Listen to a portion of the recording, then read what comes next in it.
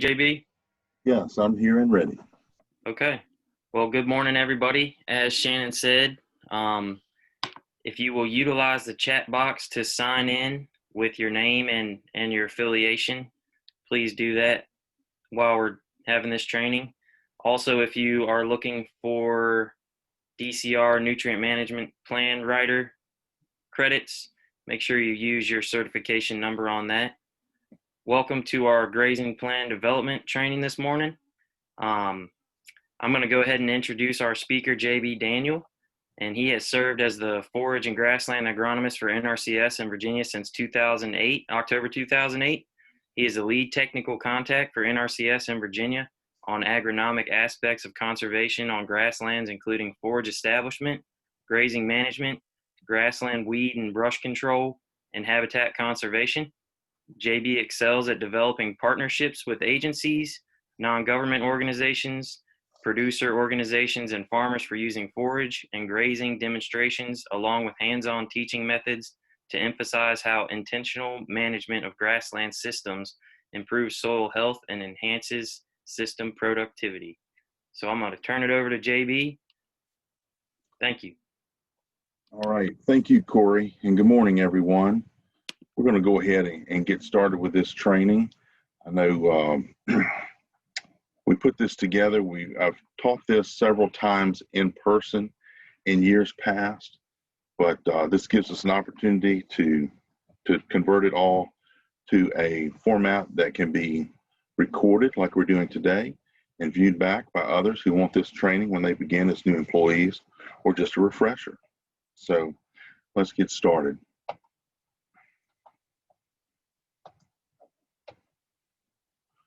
All right. Today, I'm just going to go over the learning objectives really quick. We're going to review the overall process that you go through when you're developing an actual grazing plan. With this, we're going to go over the documents used during the planning process in the field. I'm going to show you where the documents are stored, or either we're going to provide them to you. I'm going to review soil maps and reports needed to support a grazing plan. Then we're going to go over in detail, and I'm going to run a demonstration on how to use the Virginia Graze planning tool. And then I'm going to review the 9-part grazing plan narrative that summarizes all the information into a format that can be easily read, understood, and followed by your producers. So, keep in mind, development of a grazing plan it's a very thorough process. It involves different steps, and it all begins by listening to the farmer's questions, listening to his concerns and desires, and then you continue on there. There's a lot of information you collect in the field and analyze. You document pasture condition, resource concerns, estimate the forage and livestock balance. Then you develop the grazing plan map, and in summary, you write that grazing plan narrative. And once complete, this grazing plan is going to serve as a document that enables the success of the farmer. I just want to state something right up front here, and that is, regardless of how busy you get with the number of plans that you have to develop, just general conservation plans and or contracts that you have to administer, if you go through the process and you get behind and you don't develop a grazing plan, but you've started that contract and the guidance has not been given or conveyed to the farmer in an easy to understand way, then you've got to understand it's not their fault if they don't manage the system like it's intended to be managed.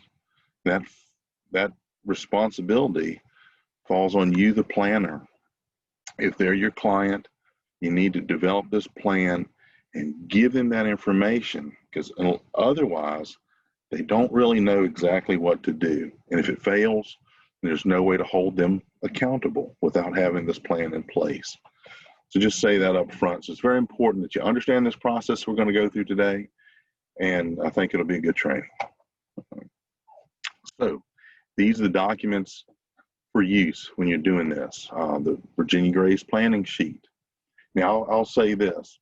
Some of these documents I'm going to show you today, I have forwarded all of these to be posted when this training is posted for viewing. So all of you will have access to these documents right there. And there's one or two documents I'm going to refer to that's on our FOTG, and I'll tell you which ones they are. But the majority of these that I'm going to go over today, including the Virginia Grays tool, have all been provided as part of the training, and we're going to we've made those available. You'll have access to those at the end of this training. So the Virginia Grays planning sheet, the pasture condition score sheet and guide, common plant species of Virginia pastures. You'll need to have an aerial photograph of the farm, any farm map with boundaries that you have when you go out there, and then a soil map and various reports. That's what you should take with you to the field when you go out to collect initial information, do the farm visit, and evaluate the farm and the resources. Then when you get back in the office, they'll have some office planning tools, that being Virginia Grays. Again, that's an Excel tool now instead of the old Access database. And within that, you're going to generate some things, that being the forage and livestock balance, both the benchmark and the planned balance, and we'll go over that in detail. You'll generate a pasture conditions score summary report, and then you need to have recent soil sample results. A lot of the farmers may not have those within the last year or two, so it's important you provide them the boxes and the information sheets. Instruct them on how to do that, maybe when you're out there doing that initial farm visit, and ask them to go ahead and collect those samples and bring them to you and turn them in for analysis sometime over that following month. You'll need to generate a grazing plan map, then the grazing plan narrative format. I'll also give you a sheet, the grazing goals examples, grazing height guidelines, and a grazing record sheet. We've updated this grazing record sheet. We have two different options now, and I'm excited to share that with you today as well. But these are the lists of the different documents that you'll use, some in the field, and then you'll take those used in the field, bring it back, and help plug in information to develop these documents and reports I have in the column for office use.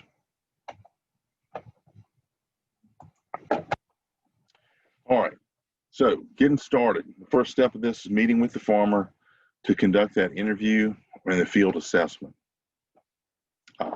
I can't emphasize enough how communication is so important in this process. You need to be able to obviously go out and get a full farm tour and interview that farmer. Now, you're not going to sit him down at the table and interview or interrogate him, of course, but you just want him to give you a tour of the farm and tell you what he's doing, how he's managing things.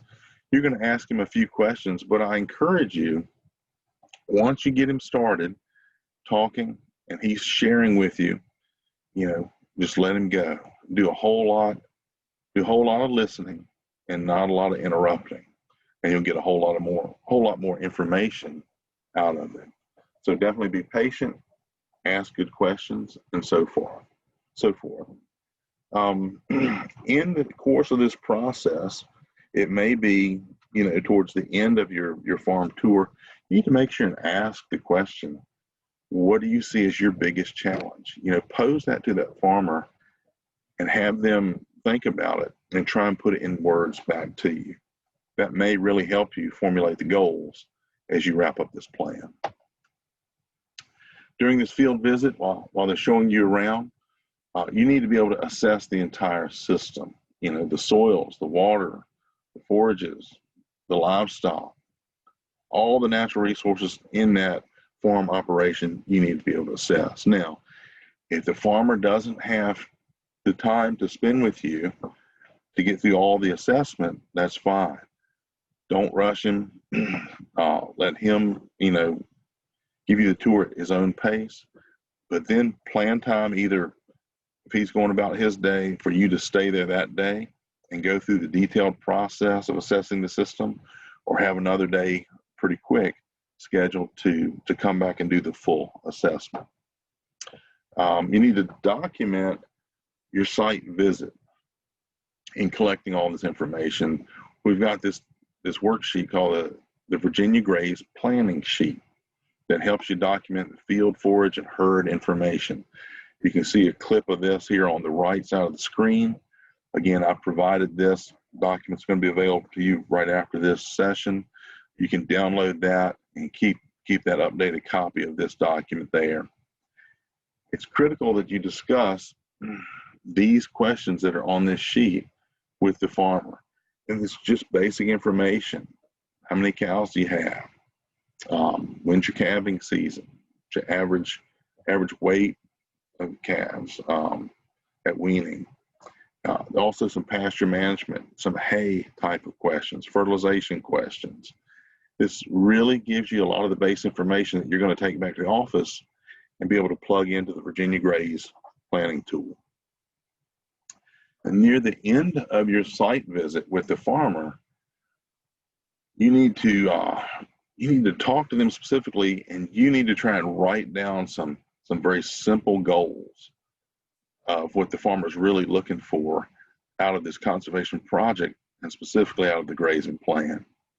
And you'll use that to help develop the plan when you get back. So let's look closer at this. When you go to the field that initial time, if you've never met with the farmer before, you may not have the knowledge of exactly where the tract of land is, what the boundaries are, and so forth. However, if they've worked with the local field office in the past, they probably do have a farm and tract number. You can pull the basic tract map of it, get an aerial photograph, and take it with you out there. If for some reason they've not worked with them before, you can take a general aerial photograph of that address out there, and while you're there on the farm, you can try and confirm what the boundaries are of the forage and livestock operation the day you're there. This is going to be very important for you to have as a benchmark site map with the conditions that you're starting with. Okay. Then, like I said, you need to conduct the pasture condition score. This is where you walk each paddock, visually assessing the 10 indicators of pasture condition. You use the pasture condition score sheet and the score guide. It's on the screen here. Many of you may have attended the training 2 weeks ago, where we focus solely on the pasture condition score process, how to use that assessment, and what you do with it. For anybody who is on today and did not attend that training, there's a link right here on this slide. You can go to it. It's recorded. It's just over 2 hours long. You can get a good refresher on that at any time, and that gets you up to date on that process. So we will not go over that at all today.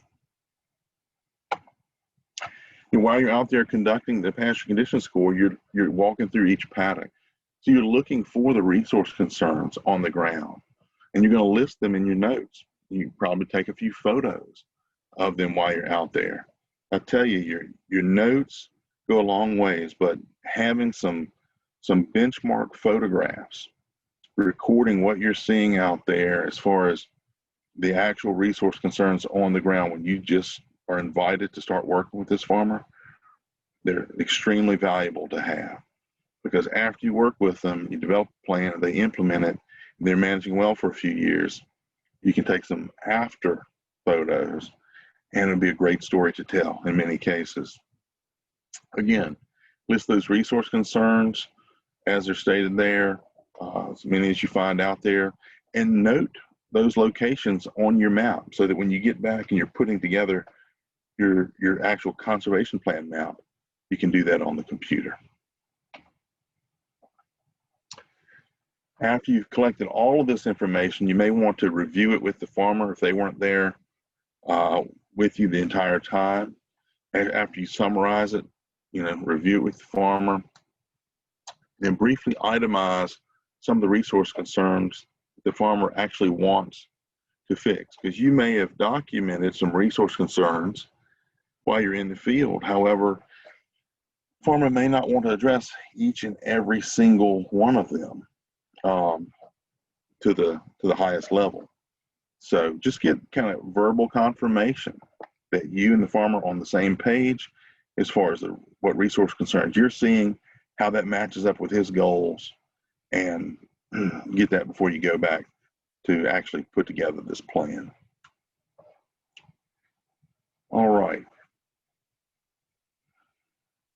As far as looking at the goals of the operation, sometimes when you ask someone specifically, well, what are your real goals? It can be a big question, and they may not have a very focused answer.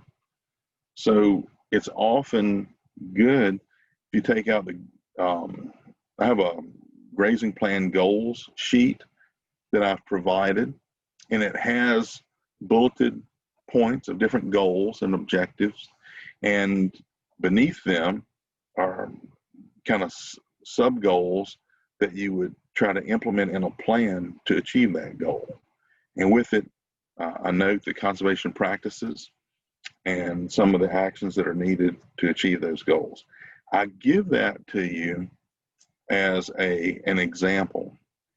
It's probably the front of one sheet and half of the back of that same sheet with different goals and objectives. I provide that as just basically for you to have these things that you can visually look at. You can compare it to the resource concerns that you've documented and the farmer wants to address, and you can pose these as good, productive, and practical goals for the farmer to want to put in their plan. Some of it may include increasing profitability of the operation. Okay, that's a very general goal. So beneath that, you would outline or you would bullet a few things that are going to help achieve that larger goal. One way would be to maybe extend the grazing season and decrease hay feeding days, increase lagoon composition to decrease the needs for nitrogen fertilization, improve vigor, productivity, and utilization of desirable forages in the pasture, or improve surface water quality and livestock performance by fencing streams and providing an alternative, clean, and dependable watering system. These are bigger goals, and we have specific practices that can be planned and put in place to help achieve those. So right there, that's the overall process of data collection up front, what you need to take to the field with you to do that, what you need to compile, and then summarizing it before you leave the farm. At this point, before we go to the next part, Mike, have any questions come in the chat box? None in the chat box, but actually we had just one come in, but I actually have a question. Will Sure. a lot of these documents be incorporated into the new VA Graze down in the tabs? I'm going to actually do a demo of the Virginia Graze worksheet. Okay. These documents are not incorporated into that same spreadsheet. That's a spreadsheet tool. But some of the documents are in PDF. Some of them are in Word format so that you can write on them or fill them in on the computer if you want to, things like that. But again, you will have those at your fingertips once this training is posted online. Okay. All right. And the next question is, what if the farmer's only goal is to get reimbursement on watering system and does not want to fence livestock out of all water quality resource concerns? Okay, so let me just repeat this question back to you. What if the farmer's only goal is to get an alternative watering system and financial assistance to get that watering system, but they don't want to fence any of the surface water out? Is that the question? That is correct. Can you hear me all right, Okay. JD? Yeah. And I don't think I mean, from the NRCS side, that won't rank out very well. And I don't see any way that, in my knowledge base, I don't see any way that would actually funnel through the ranking system and get approved, because they're not necessarily addressing the resource concern of degraded water quality. Okay. And that's, water quality and the conservation practices that we would plan to address water quality issues, that really bumps up the score on the ranking sheet for financial assistance if you're addressing those. If you're not addressing those, I just don't see how that we could provide financial assistance just to provide you a watering system if your cattle are still going to have access to the streams. Okay. All right, let's transition right now. I mentioned you need to have some soil maps and so forth when you go out there. I want to take this next 10 minutes to go through and show you specifically the maps and soil reports that I ask the people to get in support of developing this grazing plan. All right. Here's a list, basically, what I'm asking for, and whether you're going to use web soil survey or you have access to the GIS software on your computer that you're asked to use, you can get these reports in either one of those places. All right. And to define your area of interest and develop your maps and reports. So we're going to go through each one of these that are listed right here in detail. I'm just going to walk you through it with screenshots from Web Soil Survey. So when you go in to Web Soil Survey, you can go in. Can you see my cursor here on the screen? You can plug in an address right here to search the location by an address to get you close to the farm. And then you can just use these tools to get you actually on the farm. And then you click on the area of interest tab right there. And when that comes up, you're going to go to the soil map tab and click that. And then I go over here to the printable version, hit view, and from there, it will bring it up in a PDF document. It'll be a very nice printable soil map of your area of interest that you've defined as the boundary of your grazing system. So it's usually, the ones I do are usually a 3-page document. The soil map with the aerial view is right here on the front page. There's a legend on the second page. Then on the third page, it has a different table there that you see on the left of this screen with all the different soil series, the map unit symbols, the map names, and so forth on that third page. So it's a very handy document for you to see from one part of your grazing area to another in the different sections of the pasture. You can see how the soil type changes, and then that'll lead us to our next report that we need to generate here. So after you get that, you go up here and you click Soil Data Explorer, and you go into that section. Then over in the left-hand column, you click on AOI Inventory, and it'll have this drop down, and then you click on this report right here. It's very specific because there's several reports that you could print off right here, but I really like this one, and I'm gonna show you why right now. Go to View Soil Report, printable version, and it brings up another PDF document. I've just clipped the top of it right here, and it gives you the map unit description in a very brief format rather, for every component of that map unit. So in this case, in this map unit, Appling Fine Sandy Loam, 85% of it is Appling Fine Sandy Loam. And so it gives us a detailed description right here.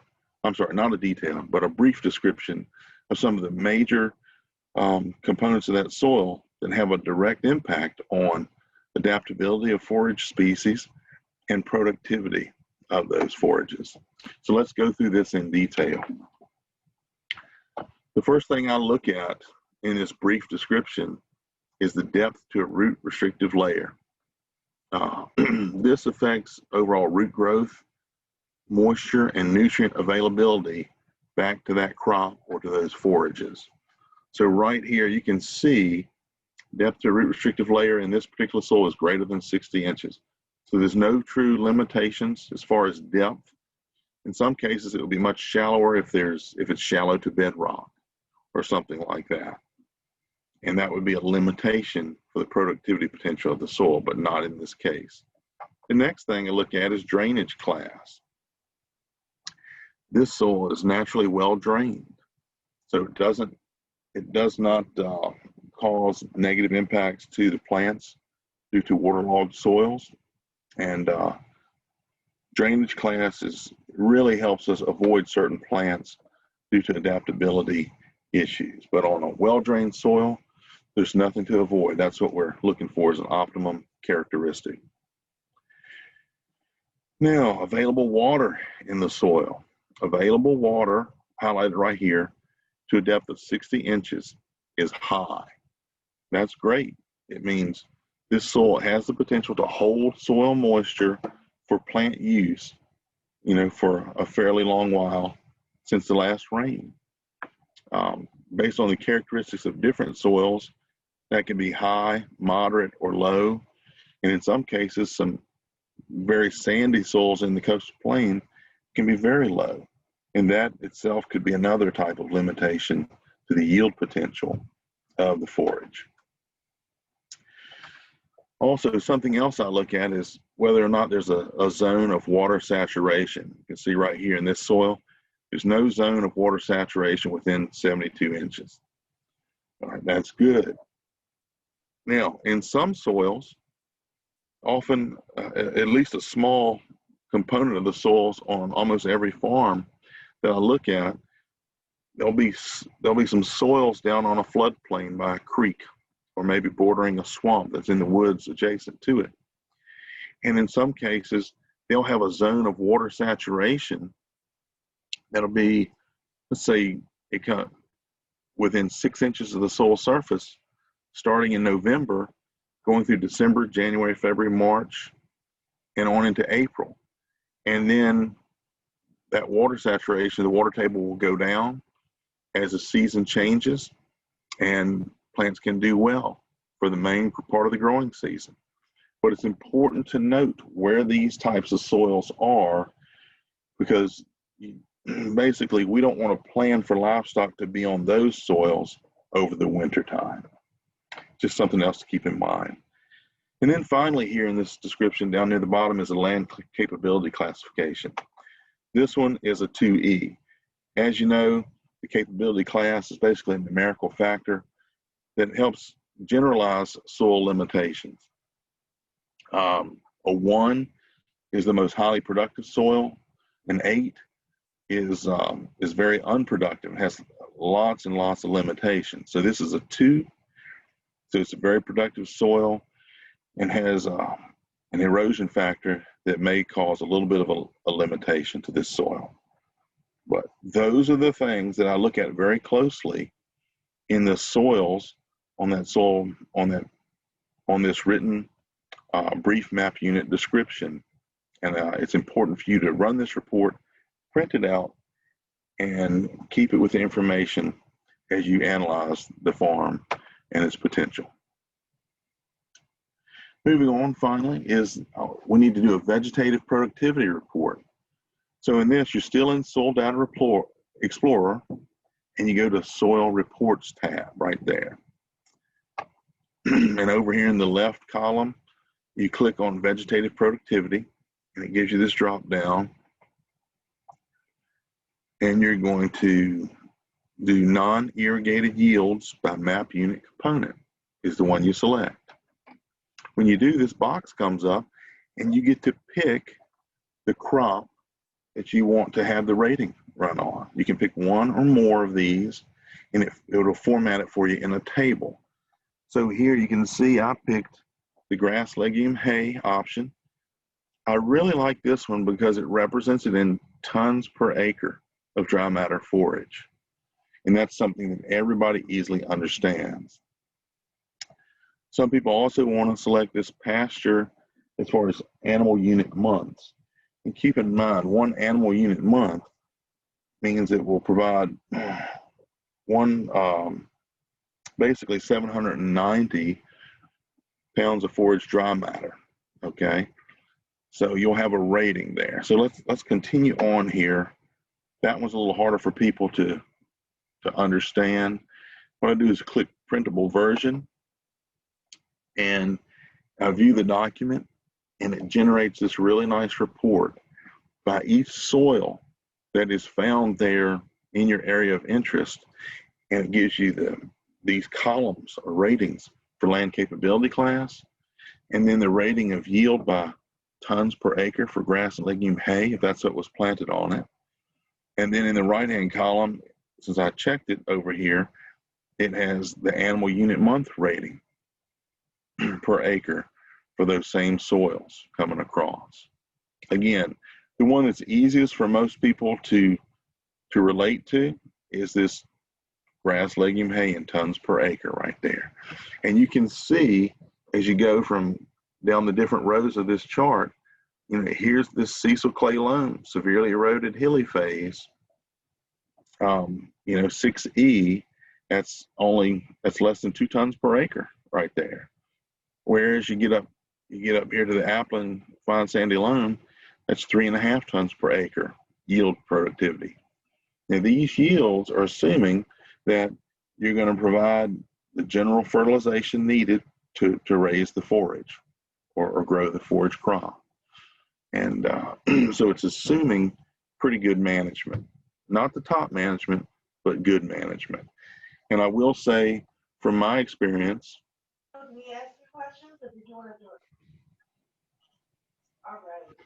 from So my, let's start off, and can you provide the quality assurance policy for NECA and how it's communicated? Mike, I'm getting some feedback or hear some background noise. That's If okay. people, Oh, if sorry. people mute theirs, that would be good. Source. Yeah. Keep in mind right here as you look at this report, see these estimated productivity ratings for an Appling fine sandy loam with really good management, really good fertilization, good grazing management, rest and recovery periods. There's a good chance we can exceed this yield right here. You know, instead of being 3.5 tons, you know, you probably can get 4.5 tons on that. So just know these, in general, these are the best ratings we have. However, I've seen situations where we have exceeded a lot of these numbers on actual farm situations. So it can be done just with good management and fertilization, weed control, and grazing management. Now, something JB? else. Yes, Mike. Before we move on to that slide, we have a question. Yeah, let's do it. Yeah. Is that a tons per acre per grazing event, or is that for the whole year? The grass, legume, hay is tons per acre for the entire year. Okay.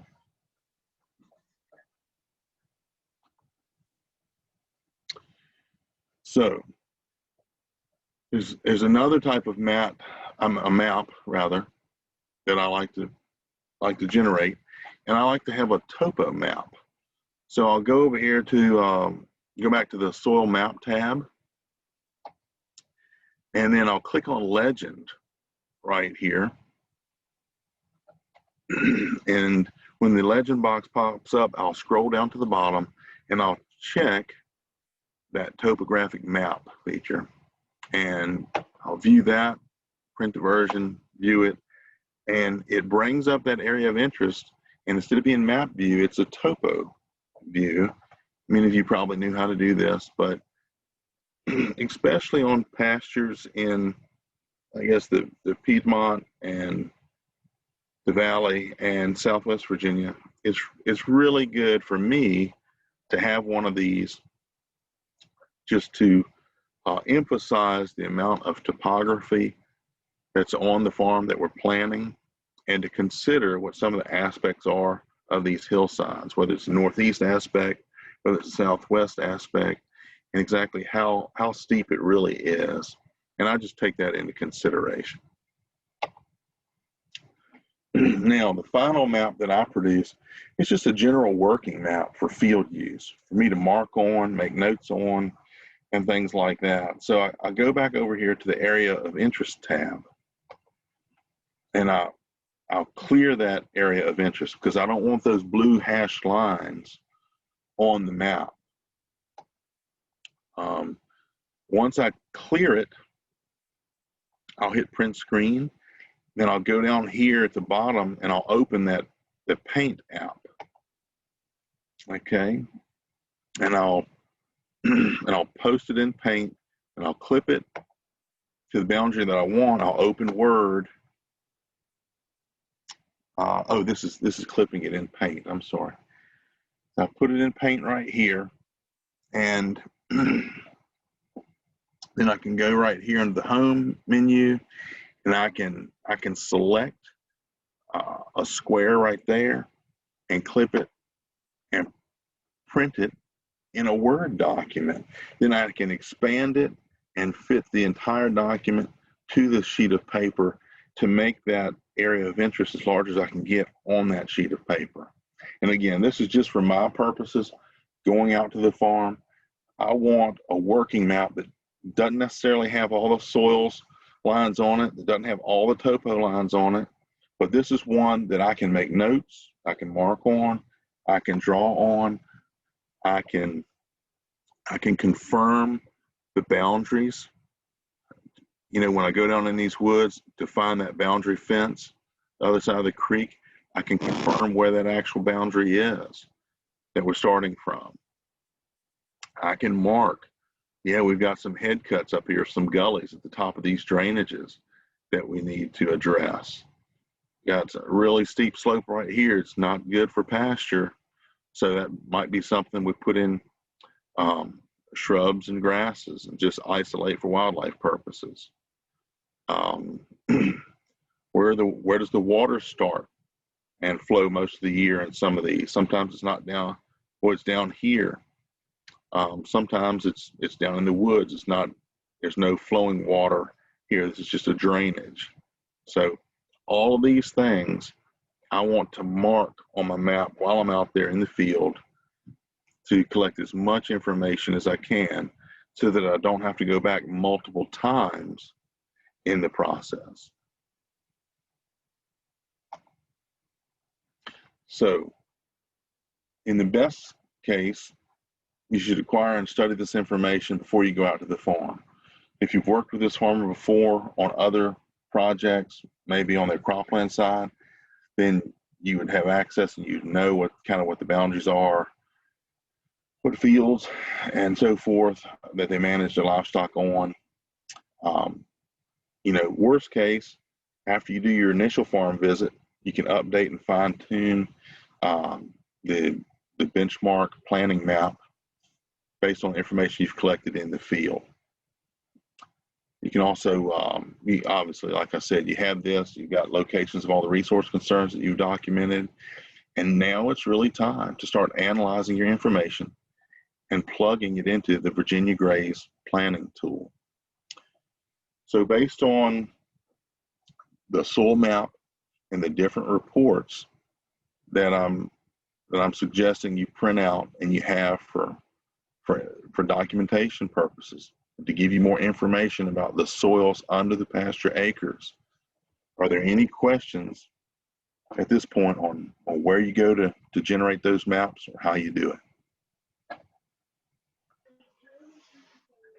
JB, I don't see any questions in the chat box. Okay, thank you, Mike. You're welcome. So right now,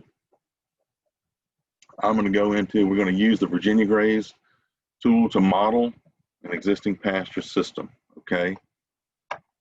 When we do this, this is what I'm going to take you through right now.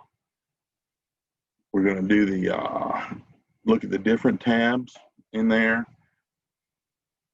I'll walk you through one by one. Then I'm going to demo some of these different things on the right. We'll take the next 20 minutes probably and walk through that. So let me switch over right now to share the Virginia Graze tool. All right, Mike, can you see that on the screen?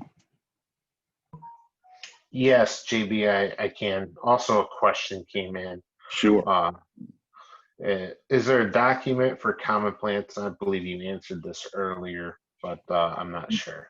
Yes, it is. I'm glad you asked. There's a document for the common plants you'll find in Virginia pastures. We posted that 2 weeks ago with the pasture condition score training. Okay, it's a list. Sorry to interrupt. They clarified they were relating back to the first slide referring to documents to take to the field. Yeah, sorry about that. That's fine. I'm looking at a hard copy printout of that documents for field use, and I see that down there.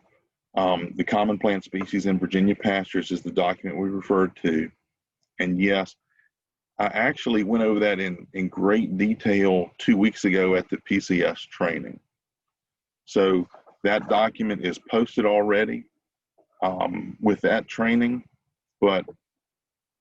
because it ties directly into helping you do the pasture condition scoring.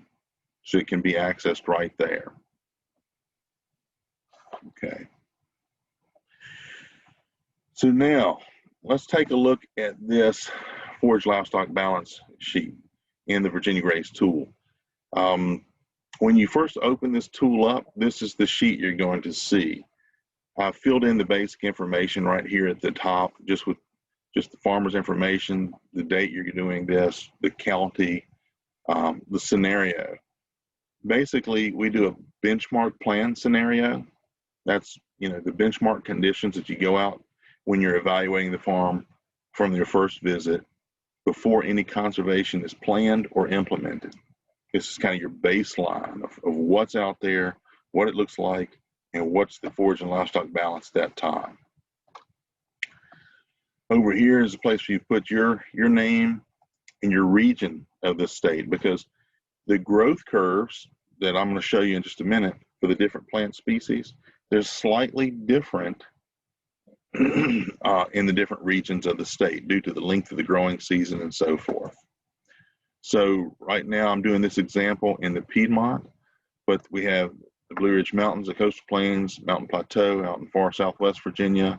If you're unsure where the farm is going to be, because maybe you lie on a transition zone, you're in your service area, you can click on that right there, and here's a map that pulls up with the county boundaries underneath, but then it gives you the boundary line of the Coastal Plain versus Piedmont versus Blue Ridge and Valley, and then the Mountain Plateau. So some of you who work in these service areas along one of these boundaries may have to look kind of close at where the farm is relative to kind of the break line, and just choose the one, the best one for you. Okay. So you get back out of there, we go back to the first tab.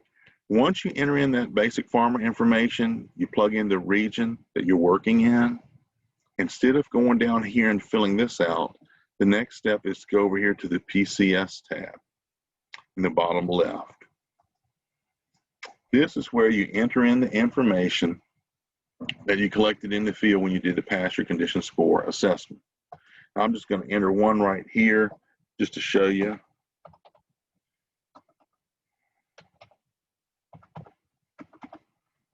Field 1, acres, 50.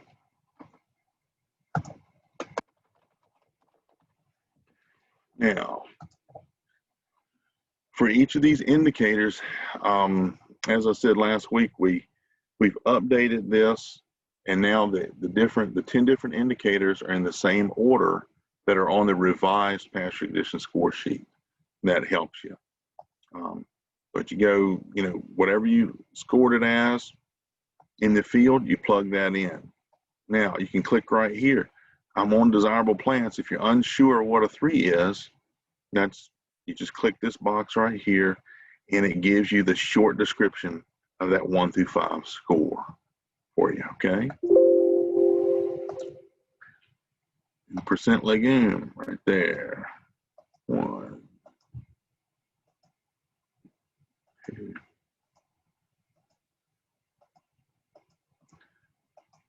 Again, you're transposing what you found in the field, or what you documented in the field, rather.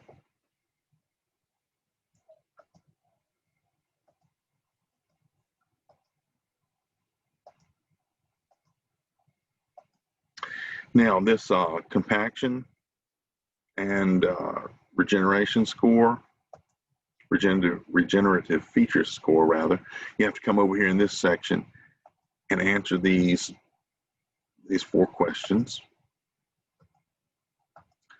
The top 2 are factored into the actual score. So out of these top 2 indicators, the lowest one will be a 3, so that's what it pulls from. Now these other 2 are just for your information, just to document, but they're not pulled into the overall score. This is just for more background information as it relates to visual signs of possible soil health. Then, of course, the erosion factor. There are different types of erosion you can find on pasture land. So we have slight sheet and rill erosion on some of the steeper side slopes that's visible there in the field. We will have some active gully erosion at the heads of some of those drainages. There's definitely going to be some stream bank and shoreline erosion around the creeks and the pond, the one pond that's on the site. And then there was no definable wind erosion. So you'll see it draws from the different types of erosion that are present. It pulls the lowest score right there and brings that into the total.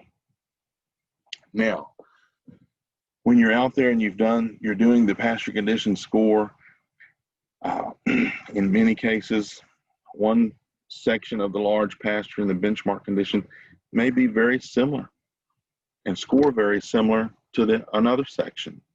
So if that's the case, you just plug in your farm and tract number, 2452, and instead of having to enter everything again, we've got it so field 2, if most of it's the same, you can just click right here and say say yes to copy the scores from above. And it brings everything down. And then you can double check which of these indicators is a little bit different, okay? You know, and you just change the 1 or 2 that are different, if they are any different. And then you save it. This being an Excel document, you do have to save your work periodically so that there's no accident and you lose it. So you would go in and on this benchmark situation, I had 3 fields for the example that I did for you. And okay, but right now I'm just entering the information in a general format, not specific to anything I collected in the field, just so that you can see it. What I want you to see right here, since all we've entered is 2 fields, let's say this is the extent of the farm, 90 acres, in this 150-acre section, 140-acre section. You can go right here and say hide unused lines. And that condenses the document to those 2 sections. And then you can print preview what will be printed. Okay, this is what's going to print out. You can put in your report. You just hit print right there, and that's the detailed pasture condition score sheet right there. Okay.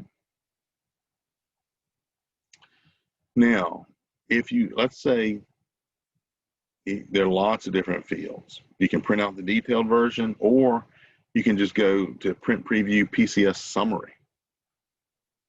And the summary just lists each field, the field name, the acres, and the total score for that field. It doesn't give you the 10 indicator scores that make it up. Okay, and this is a very simple sheet. You can also print it out, put it in the file.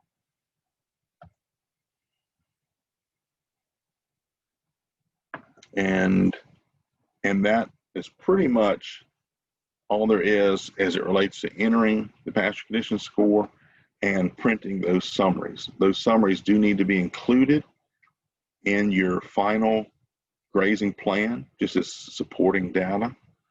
And we'll come back to that at the end of this training as I show you how we put together that plan folder. The one other thing I'll say about this, this is your pasture condition score of your benchmark assessment. Okay, after you go through, you plan this all out, the farmer implements, you're going to come back later after they've managed it maybe for most of a growing season with good grazing management. Then you'll do another pasture condition score. Okay, so you'll, at that time, you've already printed out the benchmark. You can go in here and you can clear the contents, and you can, or you can just go in, renumber these fields, update the scores, and so forth. Okay. So let's go back to the Forage and Livestock Balance Worksheet. After you've entered in the PCS scores, you go down here to Field ID. You start entering in the information for these fields. This is the dry matter production per acre annually. Okay. So Field ID, go to the drop-down menu. For every field that you've already entered in, you don't have to type the field name and number in. You just click on it.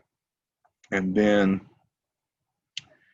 you have this large drop-down list of the different forage types or combinations that are common throughout different parts of the state. Okay, so let's just say endophyte infected fescue, lower production. When you do this, it gives you a default yield, the low production default yield. Okay, maybe you want to change that to high production. This is the high production default yield. Now, based on all the information that you have collected in the interview with the farmer, as far as how they've been managing it over the last 5 years, what type of fertilizer and or grazing management have been employed already, or if none has, then you might lower this back down. But let's say there's a large gap in estimated production when you're saying 5,200 to 7,500 pounds. So maybe you think it's somewhere in the middle. You can put in whatever value that you can extrapolate based on the information that you know. And maybe you think it's 6,500. You plug that in, hit enter, and that's the yield right there on those 50 acres. That's the average.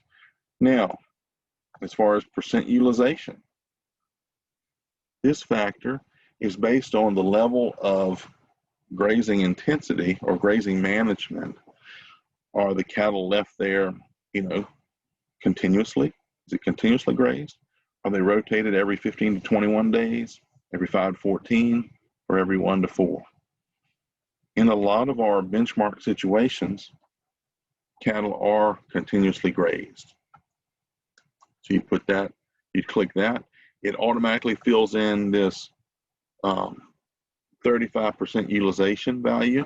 So the 6,500 pounds times 50 acres times 0.35, that utilization is what they're estimating is actually going through the livestock into their mouth to feed and provide for them. And this is the average dry matter production, all right, when we get to there. Now, let's go right here, field 2.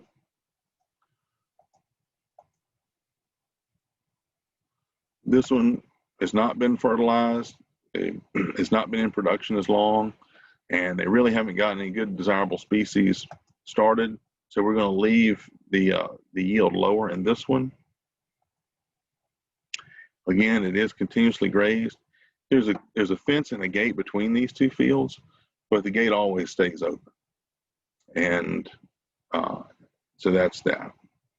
Then we're going to scroll down. Let me see here. We're going to scroll down. Okay. And now we're going to enter in the herd information. Let's say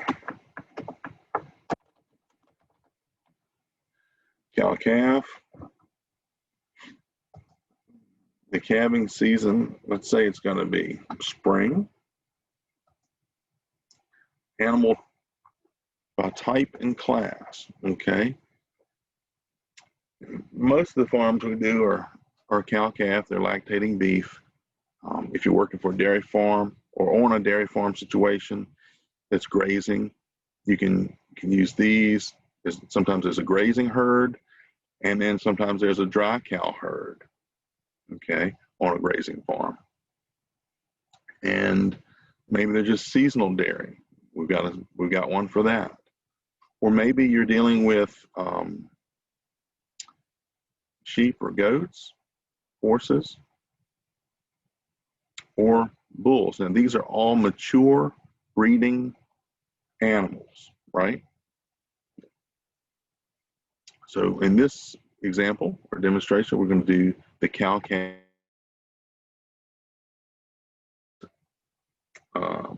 35 cow-calf pairs. Okay, that's 35 mama cows with their calves by their side. Up here, the mature breeding animals, that factors in the offspring into that calculation for how much livestock demand there is on the forages in the system. For the average cow weight, in this demo, we're going to plug in 1250. All right, so with that, we've got a 0.025 dry matter intake percentage of their body weight. That's what they need to maintain their body weight per day in intake. And this cow-calf herd is there 365 days a year. In the drop-down menu, let's see. In some situations, very unique situations, you may have herds that are just brought into the farm for 6 months, for 4 months, and then they're sold off and something like that. So we have different scenarios there for that. And then on a lot of these small herds, some of them, they'll keep a few heifers that they see or that look good. They'll keep a few and develop them on their own. And if they're developing their own heifers from their herd, you just check the yes box right here. And there's a factor that brings in the number of heifers down at the bottom of this sheet and calculates their dry matter demand needs. All right, so that's that. One cow herd. Now, at the same time, we need a bull. And he doesn't have a birthing season, so that doesn't matter.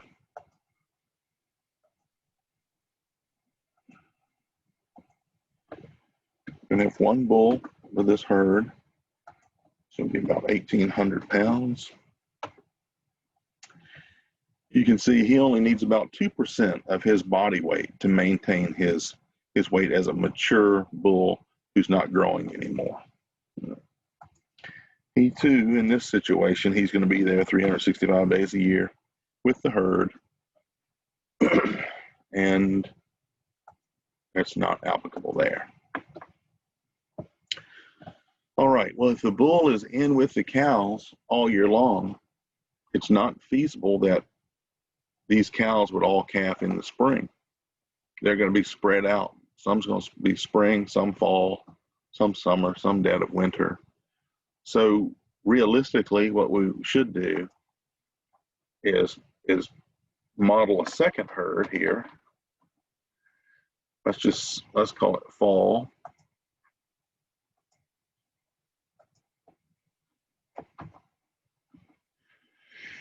And out of those, let's say 20, and let's say 15 up here.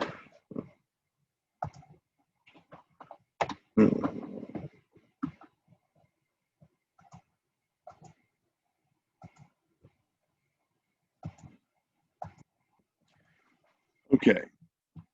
So after talking with the farmer, knowing that he does not have a truly defined calving season, he basically decided to model this with part of the cows calving in the spring, because he says he does have a spring and a fall calving herd.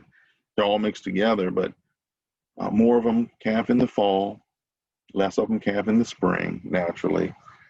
And these are the numbers you come up with after talking to the farmer to model this herd situation. Okay, so that's how you do it. Now there may be one or two in the summer or one or two in the winter. You don't have to break it down into all 4 seasons for a year-round system. If they're spread out somewhat uniform throughout the year, that should come up in the discussion between you and the farmer. Then you would model it as if there were 4 herds, spring, summer, winter, and fall, and you'd spread out those numbers accordingly. And that would be the most accurate that you could get. So you enter in those numbers, and it computes the dry matter needs per day in pounds for these 36 animals that we've planned in here. Now, what's this section for livestock demand for growing animals? Well, it's typically stockers. That would be either you have another part of the farm, or enough acres rather, where you buy calves in one season, bring them in. These are weaned calves you're bringing in, and you're just grazing or pasturing these calves over the course of a season, trying to put a few 100 pounds on them and then sell them later. Commonly called stocker calves. And if that's the case, you're bringing them in right here. If you're just weaning your calves off of these cows right here, and you are taking those weaned calves, putting them in a separate pasture, you wean them for a week, and then you pasture them in a separate pasture, they would still be at their weaning date. Let's just say all these fall cows have, let's say there's 19 calves out of those 20 cows that's born and lives to weaning. If they're calving in September in the fall, and then they're probably weaning them in June. So if they're going to keep those 19 calves right there for one reason or another, then they come out of this herd and they start over right here. Weaned in the summer, stockers. On farm month, we're going to say June, and then you've got to find out from the farmer, and this is information that you would have collected on the Virginia Graze planning sheet. It's all right there for you. Just ask the questions, write the numbers in. If you're selling them in early October, and you're going to say after September they leave the farm. Okay, June, July, August, October. I'm sorry.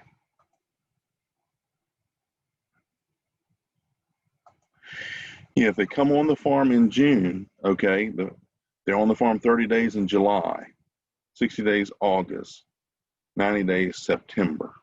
Okay, so that 92 days represents them starting on the farm, and let's say early June, 30 days July, 60 days August, 90 days September.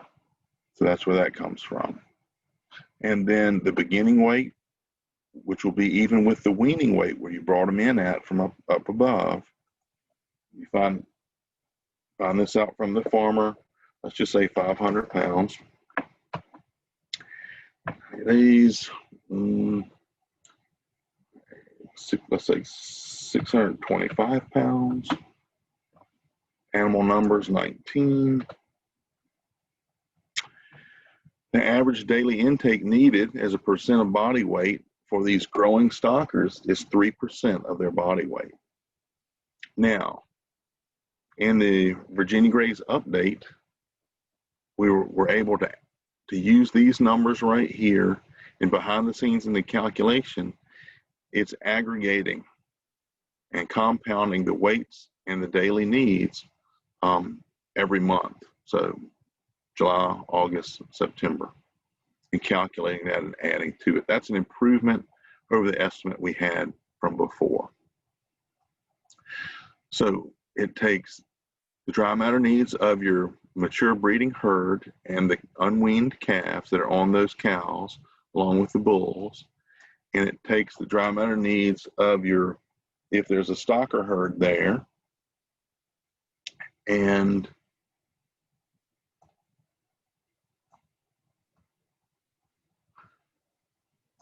then we checked above that yes, he's going to retain heifers and develop heifers from his own herd. So based on the total number of heifers, total number of cows, this automatically says it's going to keep 15% of those. And out of those 15%, he's going to grow out over a certain length of time. And they're going to be they're going to be eating forage and consuming forage on the farm. So we have to account for that as far as the dry matter demand. He may not keep all 6 of these. He may only keep 3 or 4 and end up selling some of these others later. But we've got to account for those somewhere, and that's where we do it. So average daily dry matter needs, and then it multiplies that out for the year, 245 tons of dry matter for the year. It computes your stocking rate for you. So basically, from the acres that you listed up above, the 90 acres of pasture land, and these mature animals, plus the stockers, plus the retained heifers, okay, that comes 1.6 acres per animal unit that is managed in this year-round system. All right, so at this point, that's all those calculations are done for you behind the scenes, and it gives you this nice graph with this little chart summarizing it right here. Now, you can see we're out of balance. We've got these high livestock demand numbers based on the pasture acres and the somewhat lower productivity of over or nearly half of the pasture acres. So on your Virginia Graze planning sheet, there's some questions there at the bottom that you need to have answered by the farmer in your discussion regarding when do you normally start feeding hay, and what size bales do you feed, and how many bales do you normally feed over the course of the entire winter. Now, a lot of them will start feeding hay by mid-November, and they won't stop feeding hay completely until about the middle of April for a lot of the state of Virginia. Now, that may vary a little bit depending on where you are. But when you start in mid-November, that's December, January, February, March, April, 5 months, that's 150 plus days of feeding hay. So, and most farmers can tell you a pretty close number of how many bales of hay they fed last winter. So you calculate that, and you look at that, and you calculate the total number of tons of hay fed in the winter, and you look back at this right here, this deficit in forage, and you see, well, how close am I right there? And if you're really far off, then you may have to go back up here to the top and rethink and adjust some of your estimated production numbers to get you a little bit closer. Now, there's definitely going to be a deficit, all right? But that deficit is probably going to be close to the amount of tons of hay that producer is feeding every winter and or whatever feeding they need to account for the dry months of the summer, all right? So if you have a deficit, that's okay. Most of us will have a big deficit in the benchmark scenario. But based on what the farmer shared with you, you tweak those numbers, and then you, right here in the bottom, you can write notes right here. A common note that we would write, add additional comments. This plan has, this benchmark plan has a deficit of 152 tons of forage per year. The farmer makes hay on another 100 acres of hayland in the community to meet the needs of his livestock, period. So you're documenting, yes, there's a deficit, and the deficit is met by the hay that's made in other fields outside of this grazing system and brought in and fed to meet the needs of those livestock. Simple as that. You can put other notes and comments on here. And, you know, whether you want to make any comment about the extensive, any weeds and brush or lack of fertilization that's contributed to the low yields, any specific thing like that that you want to put in your notes, you're welcome to. It's up to you. You can keep it simple, as complex as you want to. You submit that, and that note appears down here and will show up on your printout. Now, after you've got everything listed in for your benchmark, then you can, let me see right here. You can hide unused lines on this sheet. That'll condense everything down to be printed easily. Then you can say print preview, page 1. And you can look at that and you can print it out. This benchmark plan needs to be printed and put in your conservation plan or your grazing plan. You can print preview page 2. That's the illustration of the graph, demand versus supply of forage over the course of the year, and it'll have your notes down here. You can print that out and put it in there, okay? Then what you do, you make sure you save the document, okay?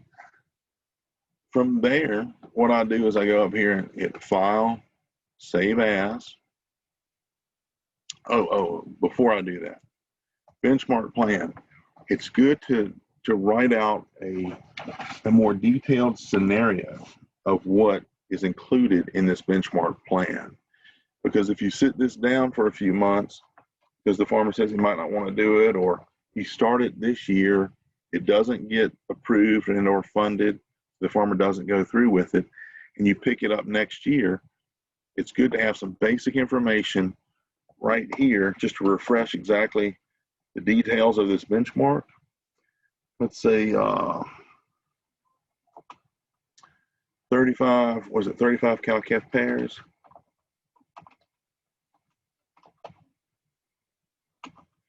19 stockers, 1 bull on 90 acres of unimproved, continuously raised pasture. Period. Okay, right there. So I'll save that. I'm gonna make sure and print that out, have it ready.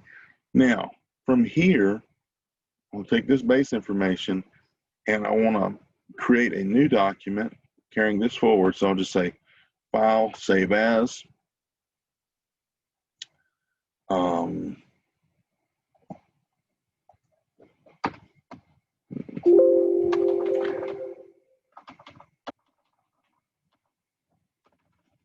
Plan scenario.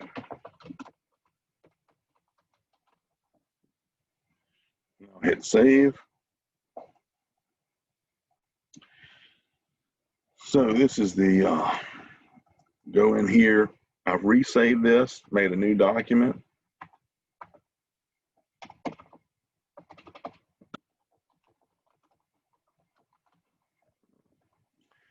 Now I'm going to come back afterwards and I'll update the scenario title there.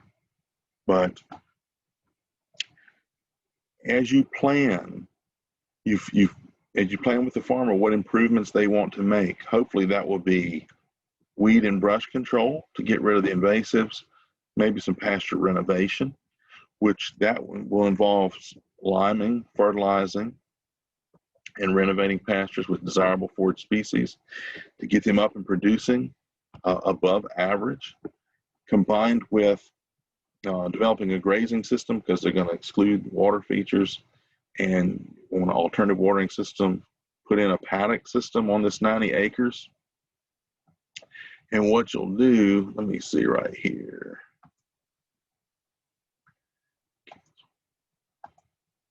What you'll have to do is you'll have to go in, you'll put in, you don't have to go to the PCS tab, okay?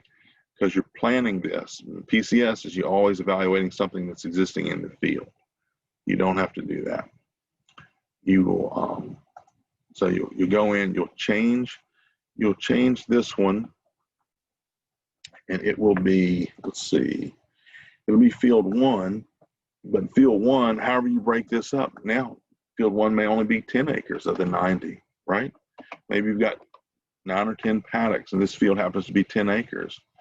You've boosted your planning for all these improvements to be in place with a rotational grazing system, fertilization, renovation, weed control. So they're going to bump up the yield at least to the high productive level that's listed for end-of-fight infected fescue. Okay, if you are including legumes in your renovation, you want to go over here to end-of-fight infected fescue with clover. All right, and if it was 6,500 before, you think all these improvements, in most cases, we can easily improve by 20 to 25% of the yield, the annual yield per acre. If we're starting in a degraded situation, we can easily improve 25% over the course of 3 years. And that's what these plan scenarios are based on. All right, so we'll say, let's go ahead. Oh, I can't override it in that column. I've got to go over here in this column. We'll just say 7,500 right there. And then we're going to do the same thing back here. It's going to take a little longer to get it done. And we're going to say that we started at 5,200. Okay, we're going to bring it on up to, let's say, 7,200. And there's more room for improvement beyond that. It's going to be 10 acres. Let me see right here. I'm going to add lines.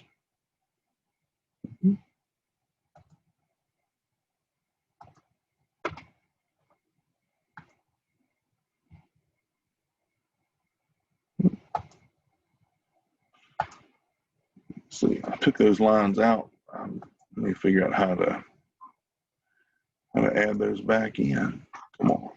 JB, if you go down to the bottom and do the unhide lines, it'll go quicker for you. Unhide use. Unhide. There we go. Thank you, Mike. So anyway, the point of this is you can go in.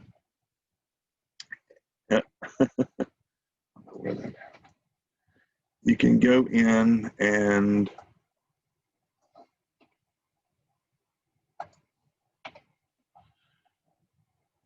add the fields. Maybe you add in 9 fields. I'm not going to add in all 9 right here. It'll be 90 acres. Let me add one more field here.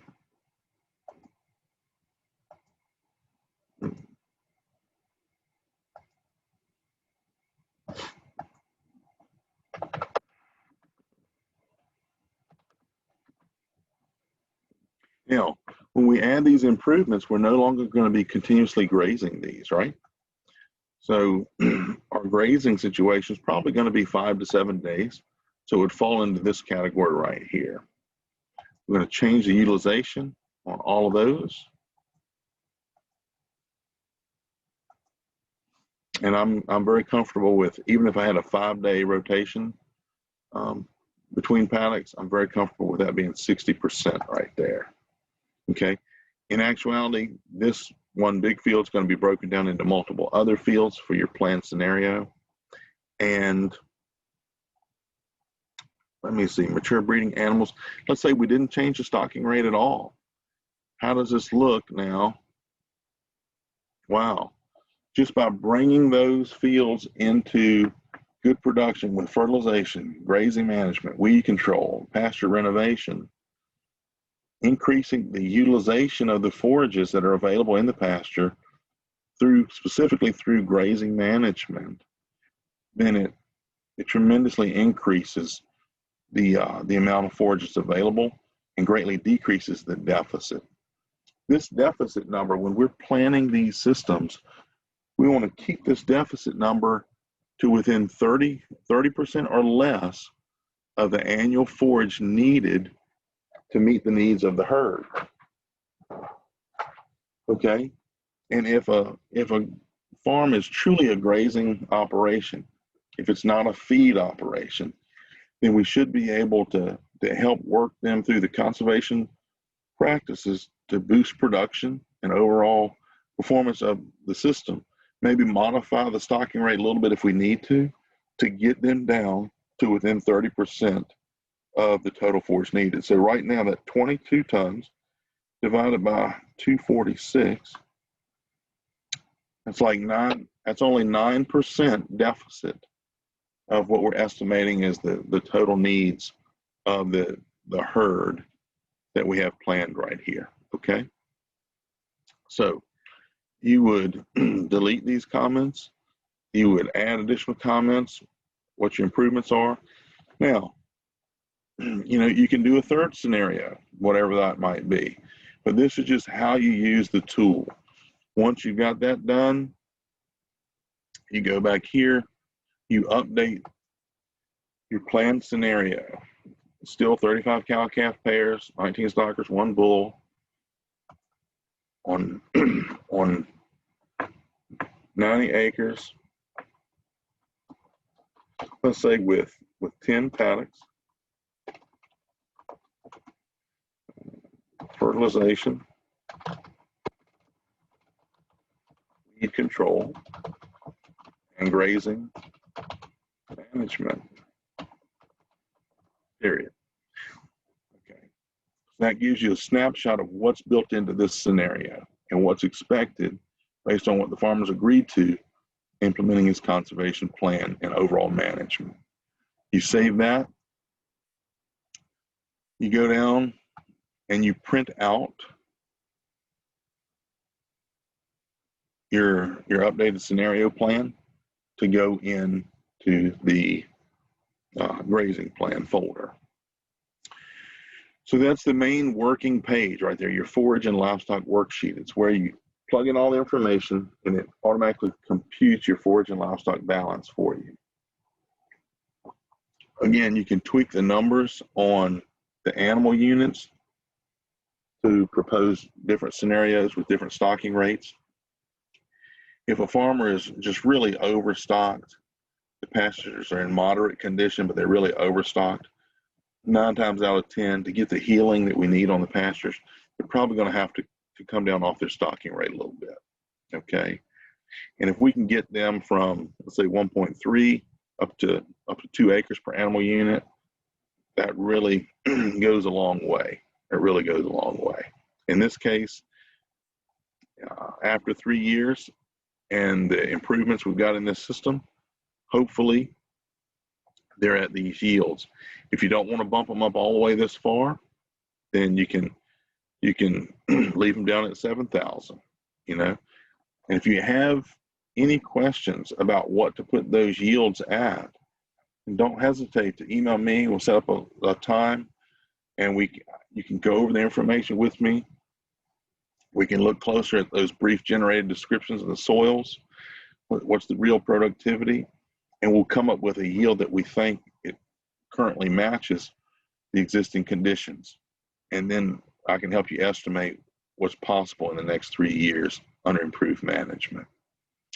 The only other thing I'll show you right here on this tool is we've got all these different combinations or individual grass species that have growth curves, forages and their growth curves that you can select, and you can take the time to go through some of those or go through all of those at your own leisure after you download the spreadsheet for your own use. Okay, I'm going to save that. Now, are there any questions on this Virginia Grace tool before I go back over to the PowerPoint? Yeah, JB, we got a few. Okay. First question. Let me get back up to it. Sorry about that. Is the cow calf weight included in the cow calf average weight, or just the cow, as the calf may not be grazing as much forage? Good question. And this weight that's plugged in right here, that's just the average cow weight. Now, in the background information, okay, it is calculating that, okay, if the calves are born in the spring, then let's say the calf is growing April, May, June, July, okay, but all you have to worry about is plugging in the average cow weight right there. In the background, it accounts for that growing calf, okay? All right. Second question, is the number of days in the pasture grazing or the number of days in the year having the livestock on the farm? This number of days is number of days the livestock are actually on the farm, okay? Because if they're on this farm, the grazing season, normal grazing season is going to end about the middle of November. If you have improved production and you're using stockpile and extending that grazing season, depending on your stocking rate and the amount of acres stockpile that given year, you might extend that grazing season on into December or January or whatever. But that's separate and apart from this, because this number of days here is the number of days the cow-calf, or the cows, this herd rather, is on this farm. And I know this seems a little odd, but there's a few instances where we've got to use 180 days, or 120 days. It has more to do with stockers or retaining some weaned calves, growing them out over the course of the next year or two. Okay. Sure. JB, could you touch on operations where they have goats and/or horses where they are not full-time grazers? Most of these producers supplement with grain or only graze during the day when they put these animals in a barn at night. What Sure. value would you put for a number of days grazing? Okay. You would still put 365 days grazing, okay, if they are on the farm, okay. However, when you compute right here, let's do this really quick. I'll say horses.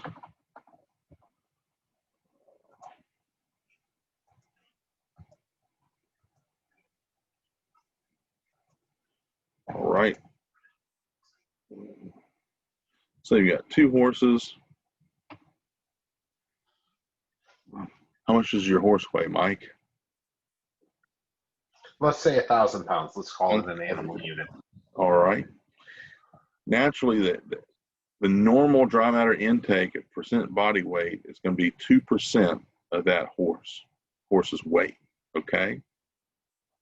Now, if you are feeding it grain and hay in the barn all day, and you're just turning it out in the evening, you can do a correction right here. Instead of saying 0.02, you can say 0.005. So 1/4 of that 2% that's needed is going to be consumed in the evenings or in the mornings before you go to work or after you get home from work. Okay, but 3/4 of its daily intake is probably going to be met easily by the hay and or grain you're feeding it in the barn. Okay, so we have to extrapolate this number, and this is the dry matter intake correction, knowing that you're feeding it hay and or grain, and they're only taking a little bit of their needs by grazing in the evenings and the mornings. Does that make sense? Yes, it does. Okay. Now, again, that's just Next an question. estimate. All right, go ahead. Yeah. All right. Next question. If the cow-calf pairs are going to be weaned in June, should the number of days for the cow-calf pairs still be 365 days? Yes, because that cow-calf herd is going to stay in the system. Okay, so in the background information that's behind these calculations, we're looking at the length of gestation. There's a drying off period from the time the calf is weaned until the time that cow calves again. So the cow is going to be there. The demand is going to drop a little bit, after that cow dries down. And then once it calves, the demand is going to pick back up. So that's all factored in behind the scenes. It would still be 365 days. All right. The next question is, the question that you reference asking the farmer in the field in order to collect data for this worksheet and where are they provided? A cheat sheet of questions would be helpful. Oh, well, the general questions are just, having them give you that farm tour and really letting them get started talking and explaining what they're doing. At the same time, you'll be able to download this Virginia Grays planning sheet. And within that planning sheet, there's specifics on number of cow-calf pairs, number of bulls, their weights, when's the calving season, okay, when's the weaning season, those type of things. So once you familiarize yourself with that sheet, as you're riding through the farm in the truck with the farmer, you'll have this, and the conversation's just going to be flowing, and there'll come a time when you say, oh, well, how many cow-calf pairs do you have, and so forth and so on. So the questions are on that Virginia Grays planning sheet that you really have to ask and get answered. At what time during that farm visit you ask them is completely up to you. So that'll give you the basics and the core information that you need to discuss with them while they're out there. As you're going along, you're going to see other things in the farm that's going to cause you to ask questions. Oh, see, that pond is really low. Obviously, the dam broke through. When did that happen? Just basic things like that. And all right, Mike, anything else? Yeah, we have 2 more so far. So you're using the new updated version of VA Grays. When will the new version be available to everybody? The new version is available to everybody today, and it's posted on the FOTG. But this version that I've got right here, this spreadsheet document, okay, I forwarded it to the association, and they're going to have this posted on the website with the documents that go along with this training. So you can go right there. Once that's posted, it'll probably be posted by the end of the day today. You'll be able to download this to your computer and keep this version on your computer. But if for any reason that you lose it, you misplace it, or you want to go and make sure it's the most updated copy, you go to the FOTG, go to Virginia, and you go to section 1, Grassland documents, and you'll see Virginia grades right there. And it has, today, it has this version from October or September of 2020. That's what it is the version. And it was just posted, I think it was posted the 30th of September. So it's available today. Thank you. And the last question we have is the amount of forage that calves on cows considered negligible because the demand computation does not account for this demand needed? The amount of forage that the calves on the cow, it is not considered negligible. It is factored in, and it changes the demand curve each month, starting at calving and going forward. The background calculation is accounting for the forage demand for that cow-calf pair, okay? Now, in the beginning, the cow needs a whole lot more than they would if they were just a dry cow. And as that calf grows several months, begins eating and grazing some forage itself, okay, it's going to take a little bit more demand. But after you get past that 6 to 8 week mark, you pass peak lactation, and after you pass the 3-month mark, the calf really starts eating and grazing a lot more. The cow needs less, but those calves still pull on those cows all the way up until weaning. It's just a trade-off in that situation. But it's not negligible, and it is factored in the equation. We had another question come in, JB. Absolutely. Is there a good field guide with pictures to identify the common pasture plants that are referred to in the common pasture plants document reviewed during the PCS training? And what would that field guide that you recommend be? There, we worked on this year, and I have about, I want to say it's about 35 photo identification sheets that I have formatted for the common or the basic forages and some of the common weeds found in Virginia. And again, these are photo identification sheets. Hopefully we can get that posted on the FOTG, hopefully within a month of right now. We had a lot of other things that were taking precedence, getting ready and putting together these trainings and so forth. But those are going to be, I think, a very valuable tool to you as conservationists in the field, even for some of the most common species, orchard grass, clovers, fescues, bluegrass, and all of the above. Like I say, I've developed about 35 of those. They're meant to be used specifically to help you and or your landowners identify these common pasture species, and they just haven't been loaded on the photog, but we will try and get that up there as soon as possible. They were revamping or reordering some of the field office technical guide online, and hopefully we've got that to a point where now we can add this and it be available to you and all the public as well. Would you share that with the association as well? So yes. Yeah, absolutely. Once we get that up there, we'll probably do a short webinar just highlighting it. We'll at least put out a notice that it's there and give people the link of how to go to that drive and access it. Absolutely. All right.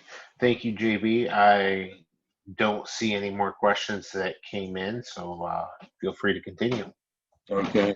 I'm going to switch now back to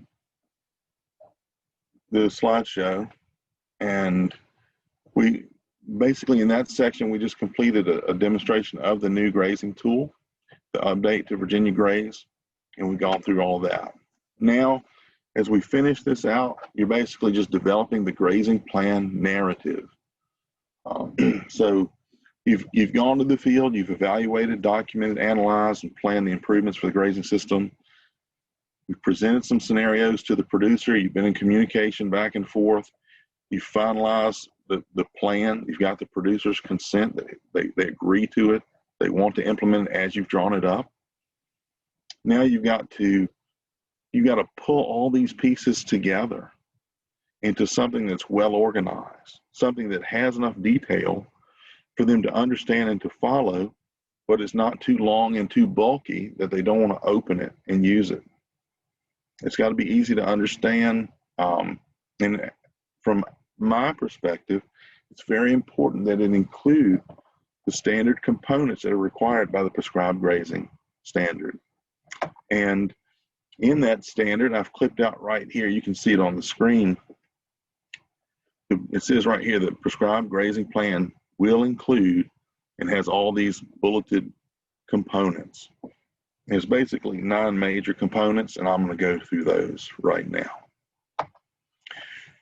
So in putting together this training, I went ahead and kind of did it from start to finish with a farm right here just south of Farmville. And the first part of this begins with a description of the benchmark farm or system conditions.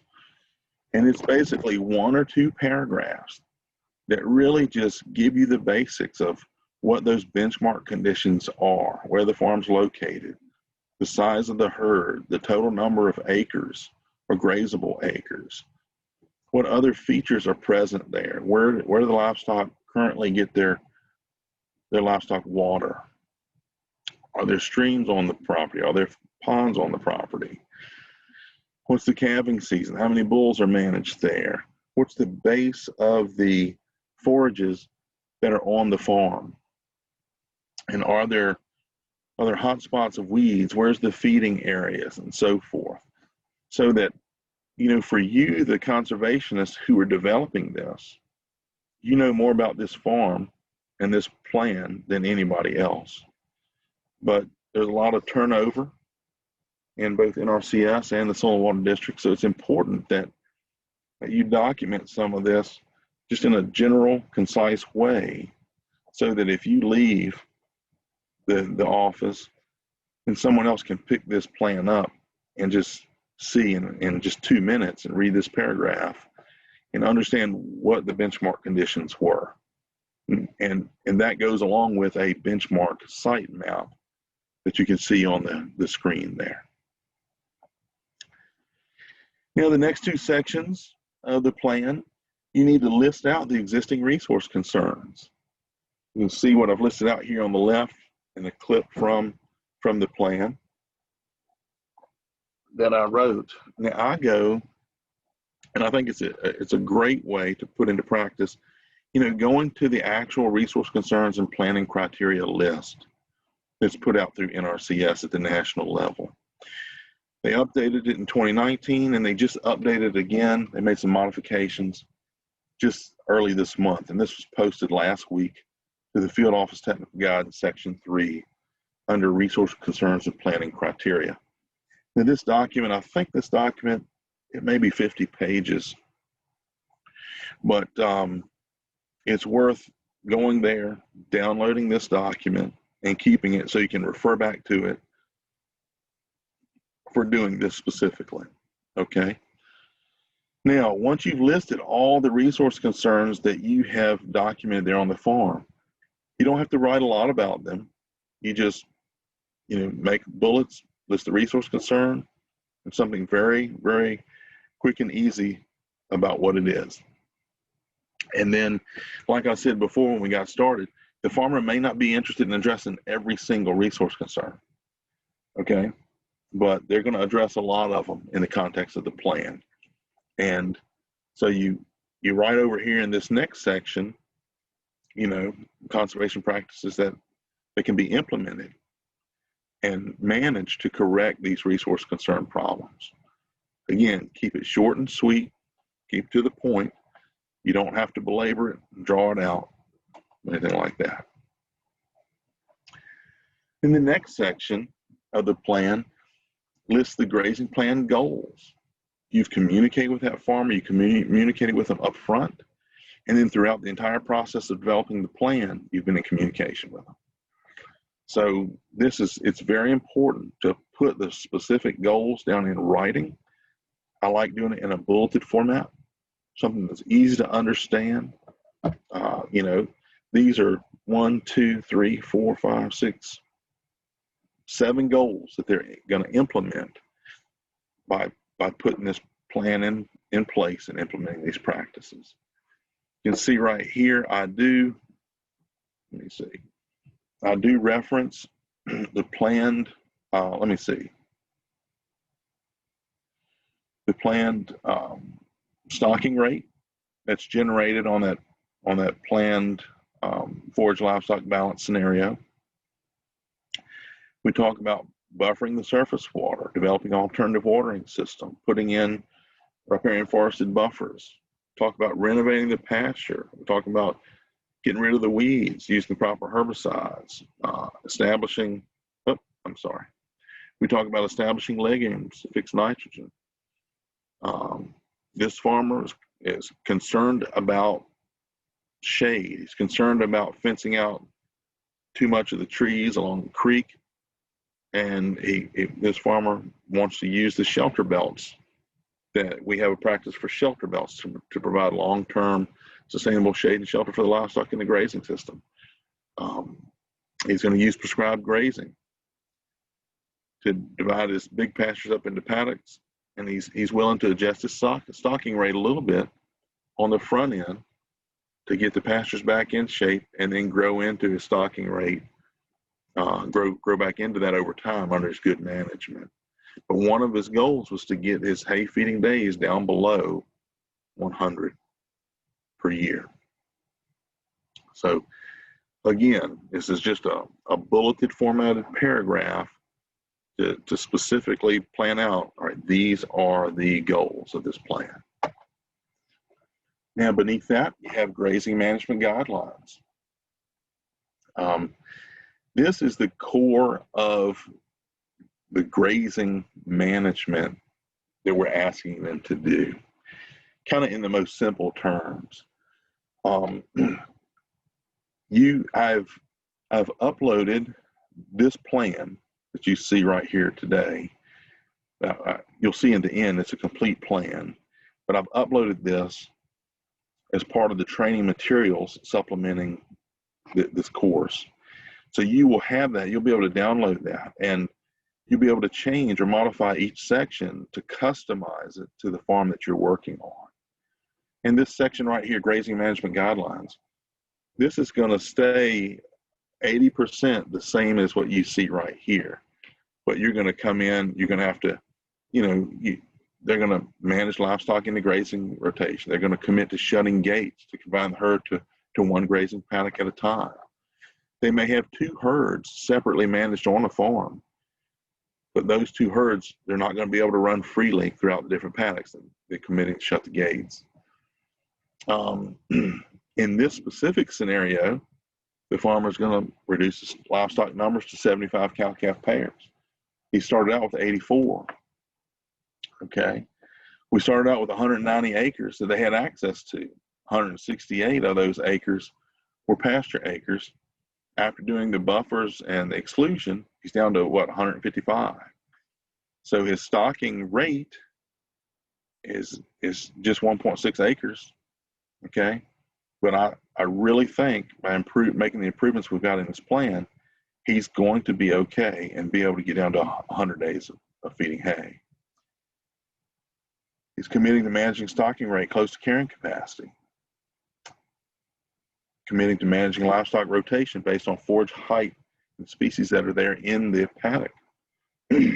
Now, there's several paddocks that are cool season grass and legume mixtures, specifically fescue and clover mix is what we've got planned. And right here, we're listing out that once the livestock grazes down to that 4 to 5 inch level, he's going to rotate the herd to the next paddock, and then he's going to allow enough recovery time in that previous paddock for it to grow back another 6 to 8 plus inches before the livestock are allowed back in there to graze again. Now, the recovery periods during the growing season are going to change. And so they can't go by just calendar days of rotating every 7 days, because sometimes we're going to have more heat and moisture that's going to make the grass grow quicker. Other seasons it's going to grow slower. So we're really trying to get them trained to look at what forage is available, watch, make sure the cattle or the livestock don't graze it too close, and then rotate them when it's time. The recovery periods will depend on season, forage species, and height, but some typical rest periods for a fescue clover mix, which is probably 70% of the pastures in Virginia. In the spring, it's going to be growing fast under good moisture conditions. It may only rest 21 to 30 days. In the summer, depending on the moisture conditions and the heat, it may need to be rotated, may need to rest 30 to 50 days. In the fall, that rest period might be 25 to 35 days. And in the winter, in general, for our perennial pastures, they go kind of dormant once we get past the first of the year until the weather really breaks. So we're not looking actively rotating. We're feeding hay during that period after we run out of our stockpiled forage. And in this little section, we're emphasizing the fact that when there's no forage regrowth available, regardless of what time of year it is, we need to rotate the livestock into that sacrifice area to provide the hay or other feed supplements to meet their nutritional needs while we're waiting on the pasture to recover. And if the farmer finds out that it's just too much time every year, too many days, that they have to keep them in the sacrifice area, well, that's a really strong indicator that they're stocked too high. He needs to lower that stocking rate unless the productivity in the pasture improves. And also, in this section, we designate which paddock is recommended for the winter sacrifice area. When it's too wet for the cattle to be out on the pasture, too wet to drive the tractors back and forth to feed on the pasture acres, or the hooves of the cattle are going to pug the pasture up too much to have them on there, it's important that we have this sacrifice area designated to handle that and do that heavy use winter feeding. Now, moving on to forage management guidelines. I've clicked this portion on the right side here, and this section of the grazing plan narrative, this allows you to get more specific in the management guidelines by whatever field or paddock that you're referring to. All right, so in some paddocks, it may just be this tall fescue and clover and so forth. So you should be specific in starting this plan, going from the benchmark and starting to implement a plan. That first year is going to have a lot of details in it. As you can see in this first paragraph on the right, I've written in it says paddocks 1 through 6 and number 8 currently have the endophyte infected fescue and a mixture of common pasture weeds. The weeds need to be addressed this year using appropriate herbicide, using extension recommendation this summer, and then prepare for pasture renovation and improvement late winter of 2022. Okay, but depending on the herbicide used, some herbicides will have a carryover effect. If you spray them in July of 21, then depending on the chemical, they may not be able to seed those clovers in the winter of 22. So that it'll postpone that. There's certain little details like that. You have a general plan, but there's got to be some follow-up to follow through certain things like that. And then we have another paragraph here, like after the renovation, the fescue and clover mix, it'll typically green up mid-April, provides good growth in the spring, slows down in the summer, provides more good growth in the fall, okay? And in that, paddocks 5, 6, and 8 can be considered for a spring hay cut. That's because the farmer historically has cut hay off of these. They lay well, and there's a surplus in that late April to mid-June time frame. So instead of, he still wants to make some hay there, and that's fine. It's important that he just know to put those fertilizer nutrients back on that field after he takes that hay cut. All right. All right, let's see. Then it refers to specifics such as beginning grazing height in the spring. You need to let it get at least 8 to 10 inches. The stop grazing height should be 4 to 5 inches, and rotate them on through. And it goes from season to season in this little description based on the forage species that are planned to be managed in the mix, okay? And on these fields right here, 3, 4, 5, 6, and 8 are planned for some stockpiling in late summer and fall to save for winter strip grazing, okay? This is just an example of the things that you probably need to write into that narrative as it coincides with the actual goals of the farmer. Some farmers aren't going to do any stockpiling or strip grazing, and that wouldn't be in there. Some of them aren't going to make hay on their pasture acres. They've got other fields for their hay that won't be in there.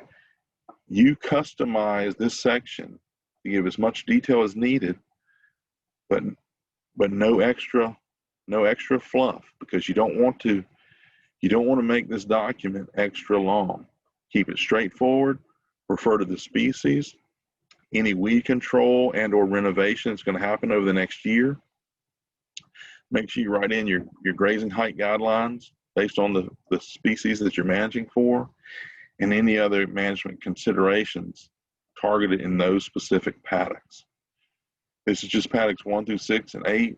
Down here, paddock 7, it's going to be a sacrifice area. And as you move on, paddocks 8 through 15, they're a different mix. It's more common Bermuda grass. There's less fescue, and it's going to be managed more for that Bermuda grass. That's not included on the slide here. All those details are going to be in the example plan that you download once this training is posted later today. After you write those forage or grazing management guidelines, you want to make sure you have an updated copy or a copy of the updated grazing plan map as you have planned it out. This include all the boundary, all the exclusion fences, all the internal cross fences, all the buffers, any shelter belt, shade structures, the water facilities. You can pencil in the pipeline if you need to do that, but the important part here is if you're referring to different paddocks in the previous slide right here, then there's got to be a grazing plan map for them to be able to look at as they're reading through this little narrative, so that everybody's on the same page, we're all talking about the same paddocks, etc. This is a very important part of it. There's also a contingency plan. Over half of this contingency plan will stay written just as it is. But right here in the beginning, you probably want to have 2 or 3 sentences just saying, still based on your improved plan scenario, it's still estimated you're going to need X amount of bales of hay per winter to get you through. You need to make sure you've got that plus some additional hay just in case it's a long winter to get through that long feeding season. And then the other general information that we include in in the contingency plan section. And then the monitoring plan for us, well, monitoring plan has to be included in this, and that's so that we can go and we can look at it and we can monitor and just track how the implemented plan in the grazing management is changing the pasture condition, the overall productivity of the system. We can do that using the PCS, Pasture Condition Score Assessment. And that's our documentation that yes, this plan has been implemented and we're seeing significant positive change on the ground comparing those new PCS scores with the benchmark scores from a year ago, okay? Now, it might take a year or two before the farmer can implement all the infrastructure of the plan and start managing grazing rotation. If that's the case, let them manage that grazing rotation for the better part of a season until you can see those marked improvements on the pasture landscape. And that's when you go in and do that. Honestly, late September to October is a great time of year to do those annual pasture condition scores. We tend to have a flush of growth in the fall, but it's not excessive like in the spring, and it's better than the hot, dry summers. So fall, that late September to October, probably gives you more of an average pasture condition than any other time of the year. All right, and you can use these results to go over the results with the farmer. Now, if you know for some reason the farmer is not really managing the herd like is written out in your grazing plan, then it's good to have that farmer with you. But at a minimum, after you do the assessment, you've summarized those scores, you've keyed in on indicators that are falling short or aren't improving, you need to meet with the farmer, maybe go out to one field where this is very evident, and just have that face-to-face conversation. You know, we're not seeing the improvements that we normally see, and ask them what's causing this, and just have that honest conversation. Most of the time they'll say, well, I just got busy with this and that and haven't really been managing like I agreed to. And that's when you update the plan, you emphasize that this management has to be done and get them to recommit. And the positive benefits will come to them and to the natural resources there in that system. Also here, I've got a little paragraph. We strongly encourage them to keep grazing records. The first thing this does, it helps them develop a habit of judging when to move the livestock based on forage height and recovery instead of just on calendar days. But also, I've got a new record keeping format that I'm going to share with you now. It allows for a monthly layout view. Take a look at this. Now, I uploaded this base file. It's going to be available to you later today with the training materials. I print this on, 11.5 by 14 sheets of paper. And it's a file it's a Word file basically. So you can list all the paddocks with their acreage sizes in this column. And then as the farmer uses this over the course of the month, this example being September, okay, they just say, okay, in paddock 1, they moved into paddock 1 on September 1st. You can see they were there for 4 days.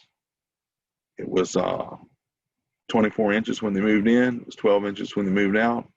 In this case, paddock 1 would have been like a native warm season grass, okay?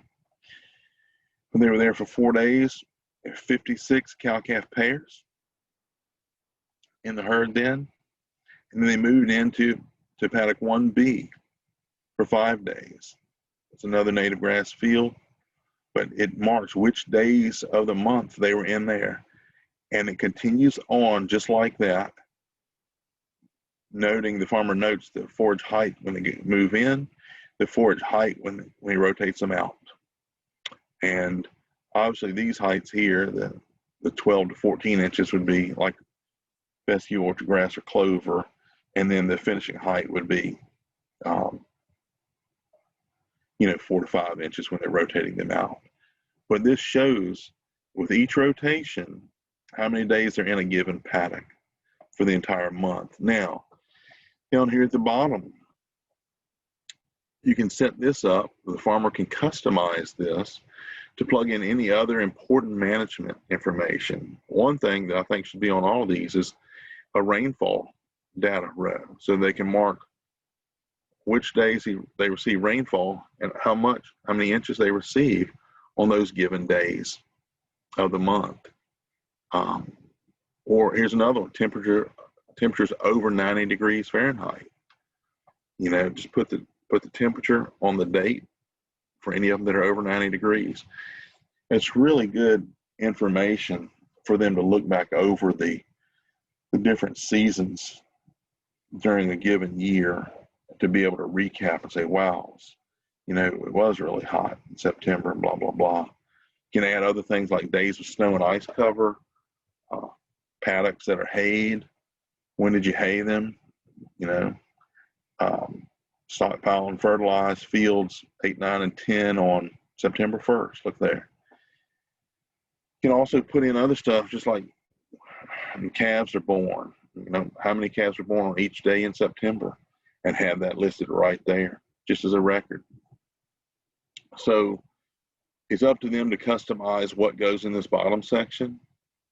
But if they keep their grazing records for all their paddocks, just like this, and have one printed out for each month, it's just a wonderful record of the grazing over the course of the entire year, and the hay feeding for the winter months.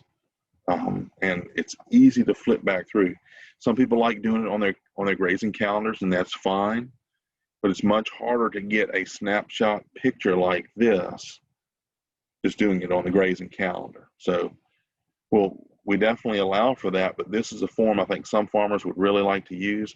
You're welcome to give this out to them, make copies for each month, provide it to them, or give them the electronic file so that they can go right here and change these column descriptions for each month of the year. They don't need all of this for every month. Some months they'll be drilling clover. Some months they'll be frost seeding clover. Some months they'll be fertilizing. Other months it'll just be snow and ice cover. It won't be temperatures over 90, etc. So I think this is something that a lot of them will use and will like if they just get started using it. As we wrap this up, assembling the plan in an organized fashion. You've used a lot of background documentation. You got soil maps, you got soil reports, you got pasture condition summaries, you got forage and livestock balances for your benchmark plan and for your plan scenario. And then you just compile everything into a grazing plan narrative. We got these nice grazing plan folders you see there on the left. That's the cover of it, right? And you can print in the farmer's name, the district or the service area that you're working in, and whoever the conservation is that prepared it, right there on the cover of this. Then on the inside, it's a trifold folder, right? You got 3 partitions. Now let's look a little bit closer at this, and I will share with you the contents of it's how I like to structure it, and this is the best way I've come up with structuring it. In this left section, you can look at what we've got here, your non-irrigated yields by map unit component report, map unit description, the brief descriptions. In the soil map, your benchmark condition site map, and your plan scenario map, with your plan scenario map on top. All these maps and reports are just underneath and behind that plan scenario map in that left-hand column. Let's go over to the right column. You got your pasture condition score summary. You got your benchmark forage and livestock balance worksheet. Then your plan scenario forage and livestock balance worksheet right there. Then in the middle section, front and center, it's going to be your grazing plan narrative. Now, when you deliver this plan to the farmer, you don't just hand it to them and walk away, obviously. You go through the contents of the plan.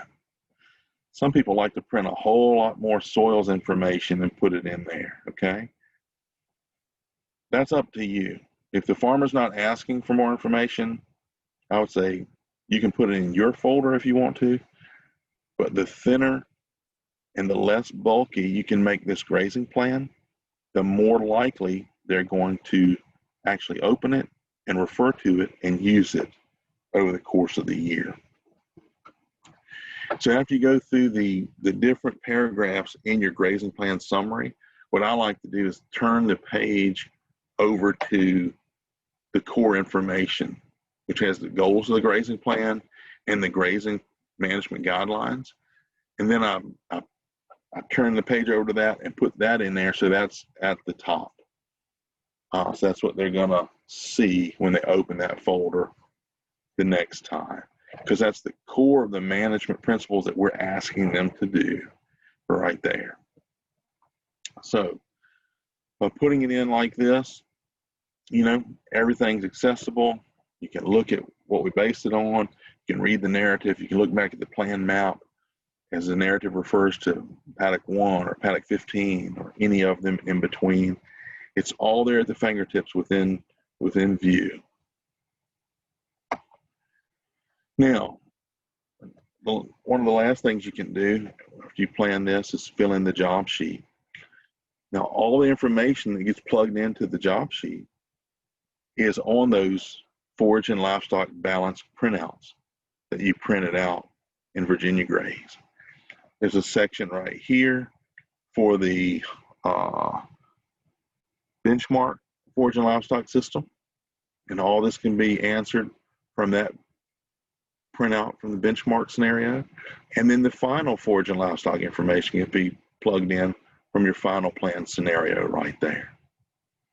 And then here, just a checklist here to make sure you've got all the other information attached. There's one bit right here where I did not check yes. That is the soil sample results and fertilizer recommendations for the pasture system within the last 2 years. In many cases, when you first go out there, the farmer will not have these. But you, like I said in the beginning, you've given them the boxes and the info sheets. And it's imperative that they submit those samples and the analysis and get you a copy back.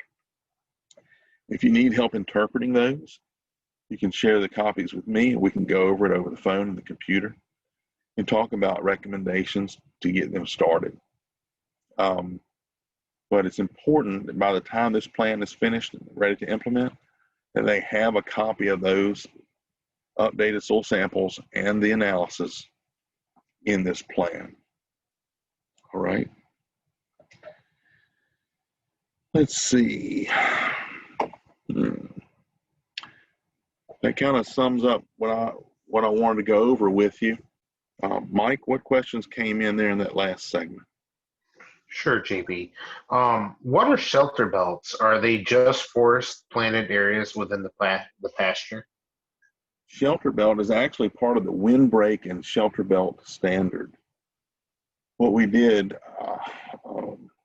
back, early this year, I worked with Todd Groh and myself and some others, and we updated or revised that Windbreak and shelter belt standard.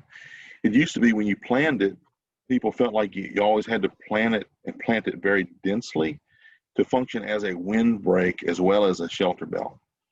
The fact is you can plan it either for a shelter belt or for a windbreak or both. But one of the main purposes as a shelter belt is to provide shade and shelter for either livestock, buildings, or people or whatever. So I revised it and made it clear that it can be used just for providing long-term sustainable shade in pastures. And the shelter belt, the way it's understood and it's written in the standard is it's a long row or two, could be up to 3 rows, I think at the most, a long length of those going across maybe one side of the pasture. Maybe it's on the southern or western boundary of the pasture, so that you plant these trees and over a number of years, those trees are going to grow up large enough to provide that shade and shelter for the cow herd. so many of our producers have fenced out riparian areas and water as good conservation stewards, and at the same time they fenced out a lot of their shade. So this is another option for people to use for us to plan this practice, and hopefully within 5 years the trees are big enough to where they're going to be providing some shade, and each year they're going to grow bigger and so forth. But that's something hopefully over the next couple months, as we're doing more of the SRC webinars again on Wednesday morning. That's the goal for us over the winter. Maybe I'll focus one of those webinar sessions, an hour or less, on implementing that practice so that everybody is more aware of the options for that and how it might look planned in the field. Thanks, JB. We got another question that's a little bit more in depth on them shelter belts.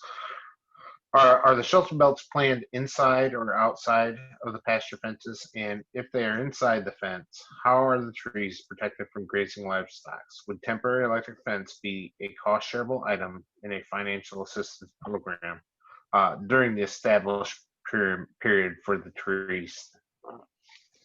Yeah, typically the trees would be planted inside the fence boundary, but on certain cases, I've seen it where they could be planted directly on the outside of the fence, and when they grow up, they still provide shade for half the day when it's really needed in the afternoon and evening. It all depends on kind of the orientation of where that fence boundary is.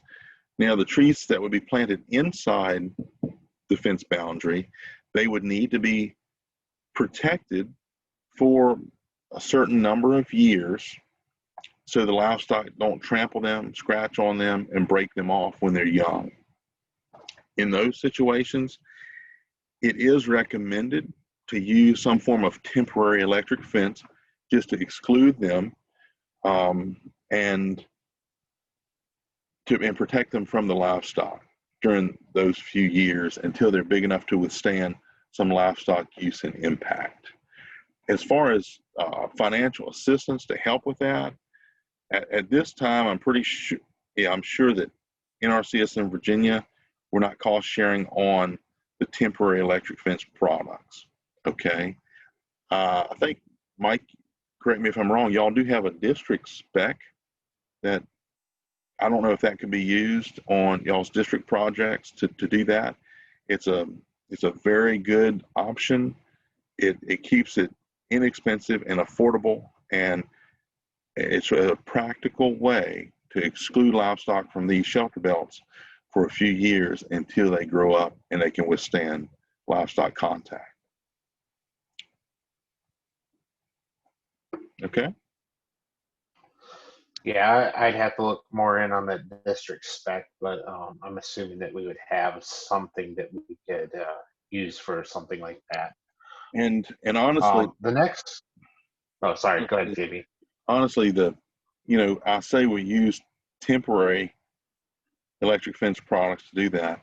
So if you buy a high quality poly wire or poly braid, either one, and you put it up, instead of taking it down when the cattle rotate out of that paddock, you just put it up and leave it up. And the weathering on that poly wire, it's going to weather it over a number of years, but more than likely it will sustain and be functional for, a 4 to 5 year period. And hopefully, depending on the tree species that you plant there, hopefully in 4 years, we'll be able to take it down.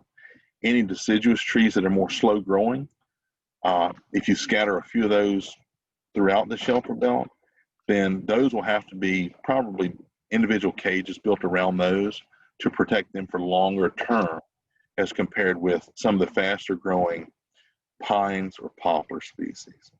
Okay. All right. Our next question is, when we've done plans in the past, I would calculate grazable acres by measuring only grassed areas and exclude the woodland. This way you get a more more accurate calculation of forage production. Is this a good approach, or should I just use the entire paddock acreage? I think you're doing it exactly right. Because even though the cattle may have access to, let's say, a 2-acre woodlot in a given pasture, once they have browsed that to the browse line, and they will, then in subsequent seasons, there's virtually nothing productive out of that other than shade and shelter. They're not getting a lot of feed value out of that 2 acres of forest. They may not be getting any feed value out of it. So you're doing exactly right. And that's why I listed in the description as grazable acres.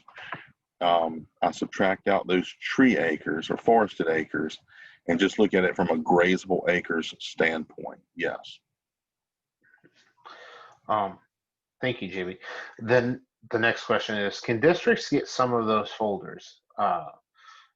This person shares an office with NRCS. Do they need to ask for them for our district? Yeah, you probably just need to request them. And I know Barbara Bowen, our public affairs specialist, she's the one that had these created. And, they're really nice trifolds. You saw the picture on the screen. I guess you can see I'm holding it here in front of the video, the camera. Can you see that, Mike? Yes. Okay. And, but I Can assume. you raise it? Sorry, What? JB. Could you raise it up just a little bit higher so people, there we go. Got Okay. it. I assume you'd be able to just request those. I'm not sure how much they cost for NRCS to put them together, but if y'all are doing plans, I'm sure that request can be put in to Barbara Bowen, our state office, if we need more, and I can check on that too. Thank you, JB. Hey, let me share this with you. You see this folder?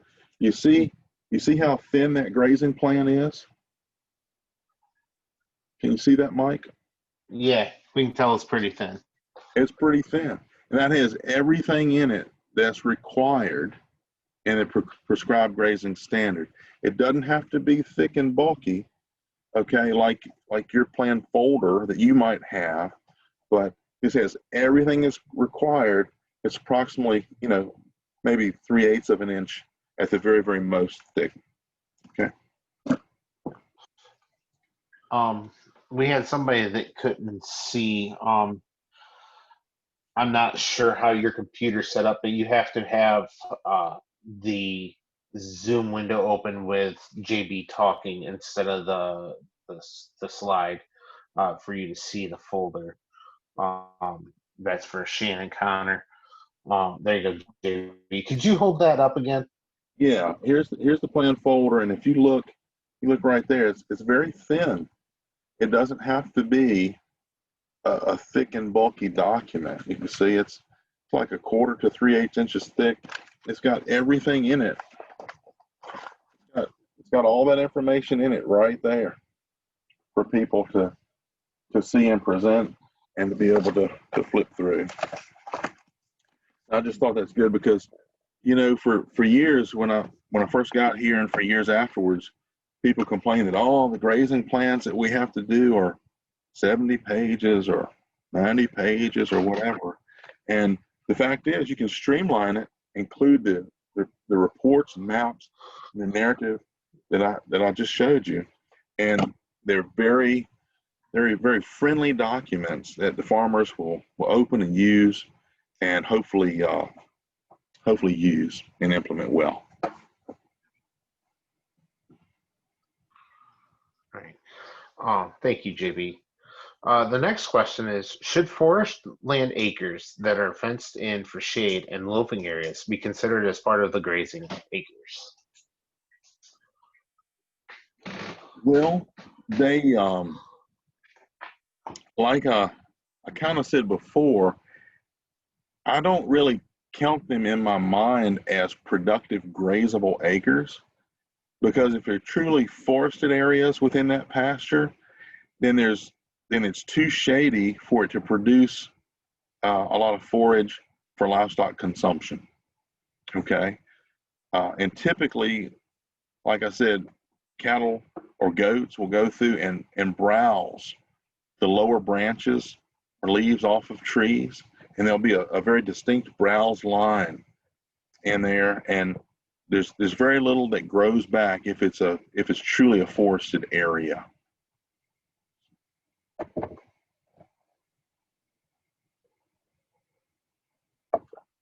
All right, JB, we had another question come in.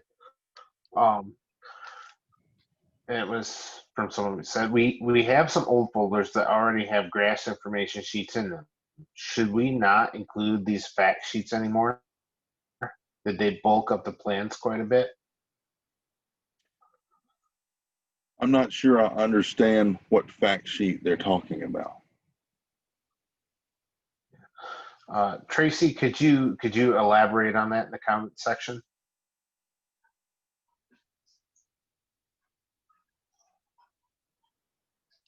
I'll give her a minute to type. Yeah, and I'll just make a comment, Mike. You're the conservationist. You can put as much information as you want to in that folder or in that grazing plan. There's a lot of space for supplemental information. It was just told to me over and over for the first few years when I came to work here that the grazing plans are so bulky, and the farmers just put them on the shelf, and they won't really open them and use them. And I was asked to, how can we streamline the documentation and the plan contents to make it more user friendly by the producers? And that's what I've done. Now, you're free to add other supplemental material as you feel it necessary, or if the farmer asks you for certain reports that supplement the information that you're presenting in there. That's entirely up to you. Okay. Yeah.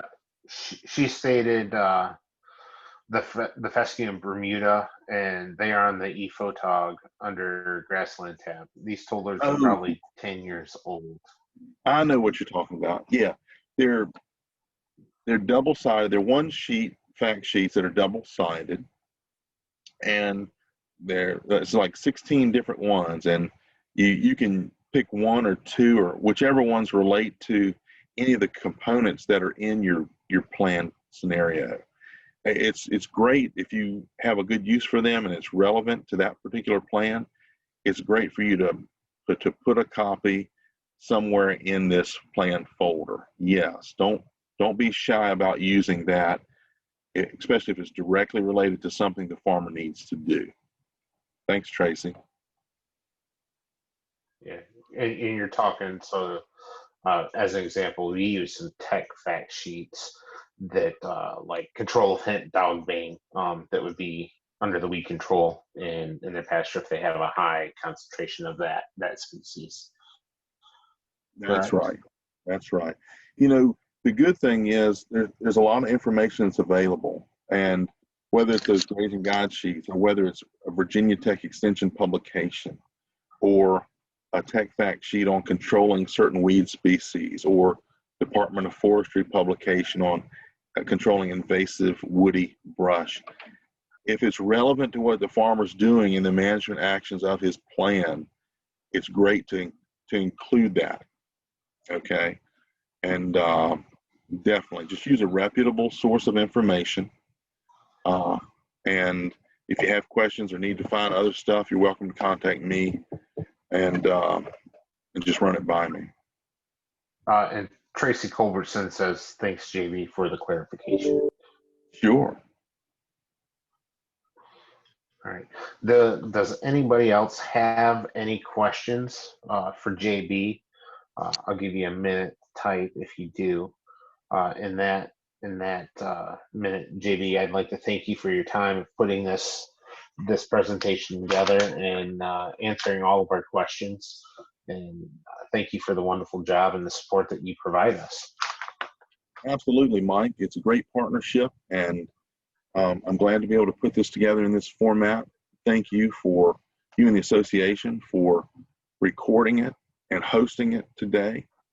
And I look forward to directing people back to the recording for some time to come. I'm sorry if I butcher this. Sharban Nishida said, very informative, JB. Thank you very much. Great tools for our districts. Excellent. Yeah. And Mike, Siobhan, sorry, Siobhan. she did it phonetically for me. Okay, great. And, you know, I don't know if Corey is available to say when the documents that I provided are going to be up and available, whether it's going to be this evening or a day or two. But I'm sure he'll send that link out to all the participants as soon as those documents are posted and available, so that each of you can download those to a file on your computer and refer to them as needed as you develop plans. Yeah, we'll get those up as soon as we can. Just keep your eyes peeled for those, and we'll be sending those out. Thanks, JB. You're welcome. Thanks, Corey, and thanks to the rest of the team that helped put this on. And with that, I'll leave it to JB to finish up. Well, I appreciate everybody's patience and attention today. Appreciate the good questions that came in throughout the training. And I look forward to the day when we can do this again in person, when the COVID is behind us all and we can all stand together in the field and go through this process, hopefully at Graves Mountain Lodge again soon. You take care, and I look forward to your questions or your comments as you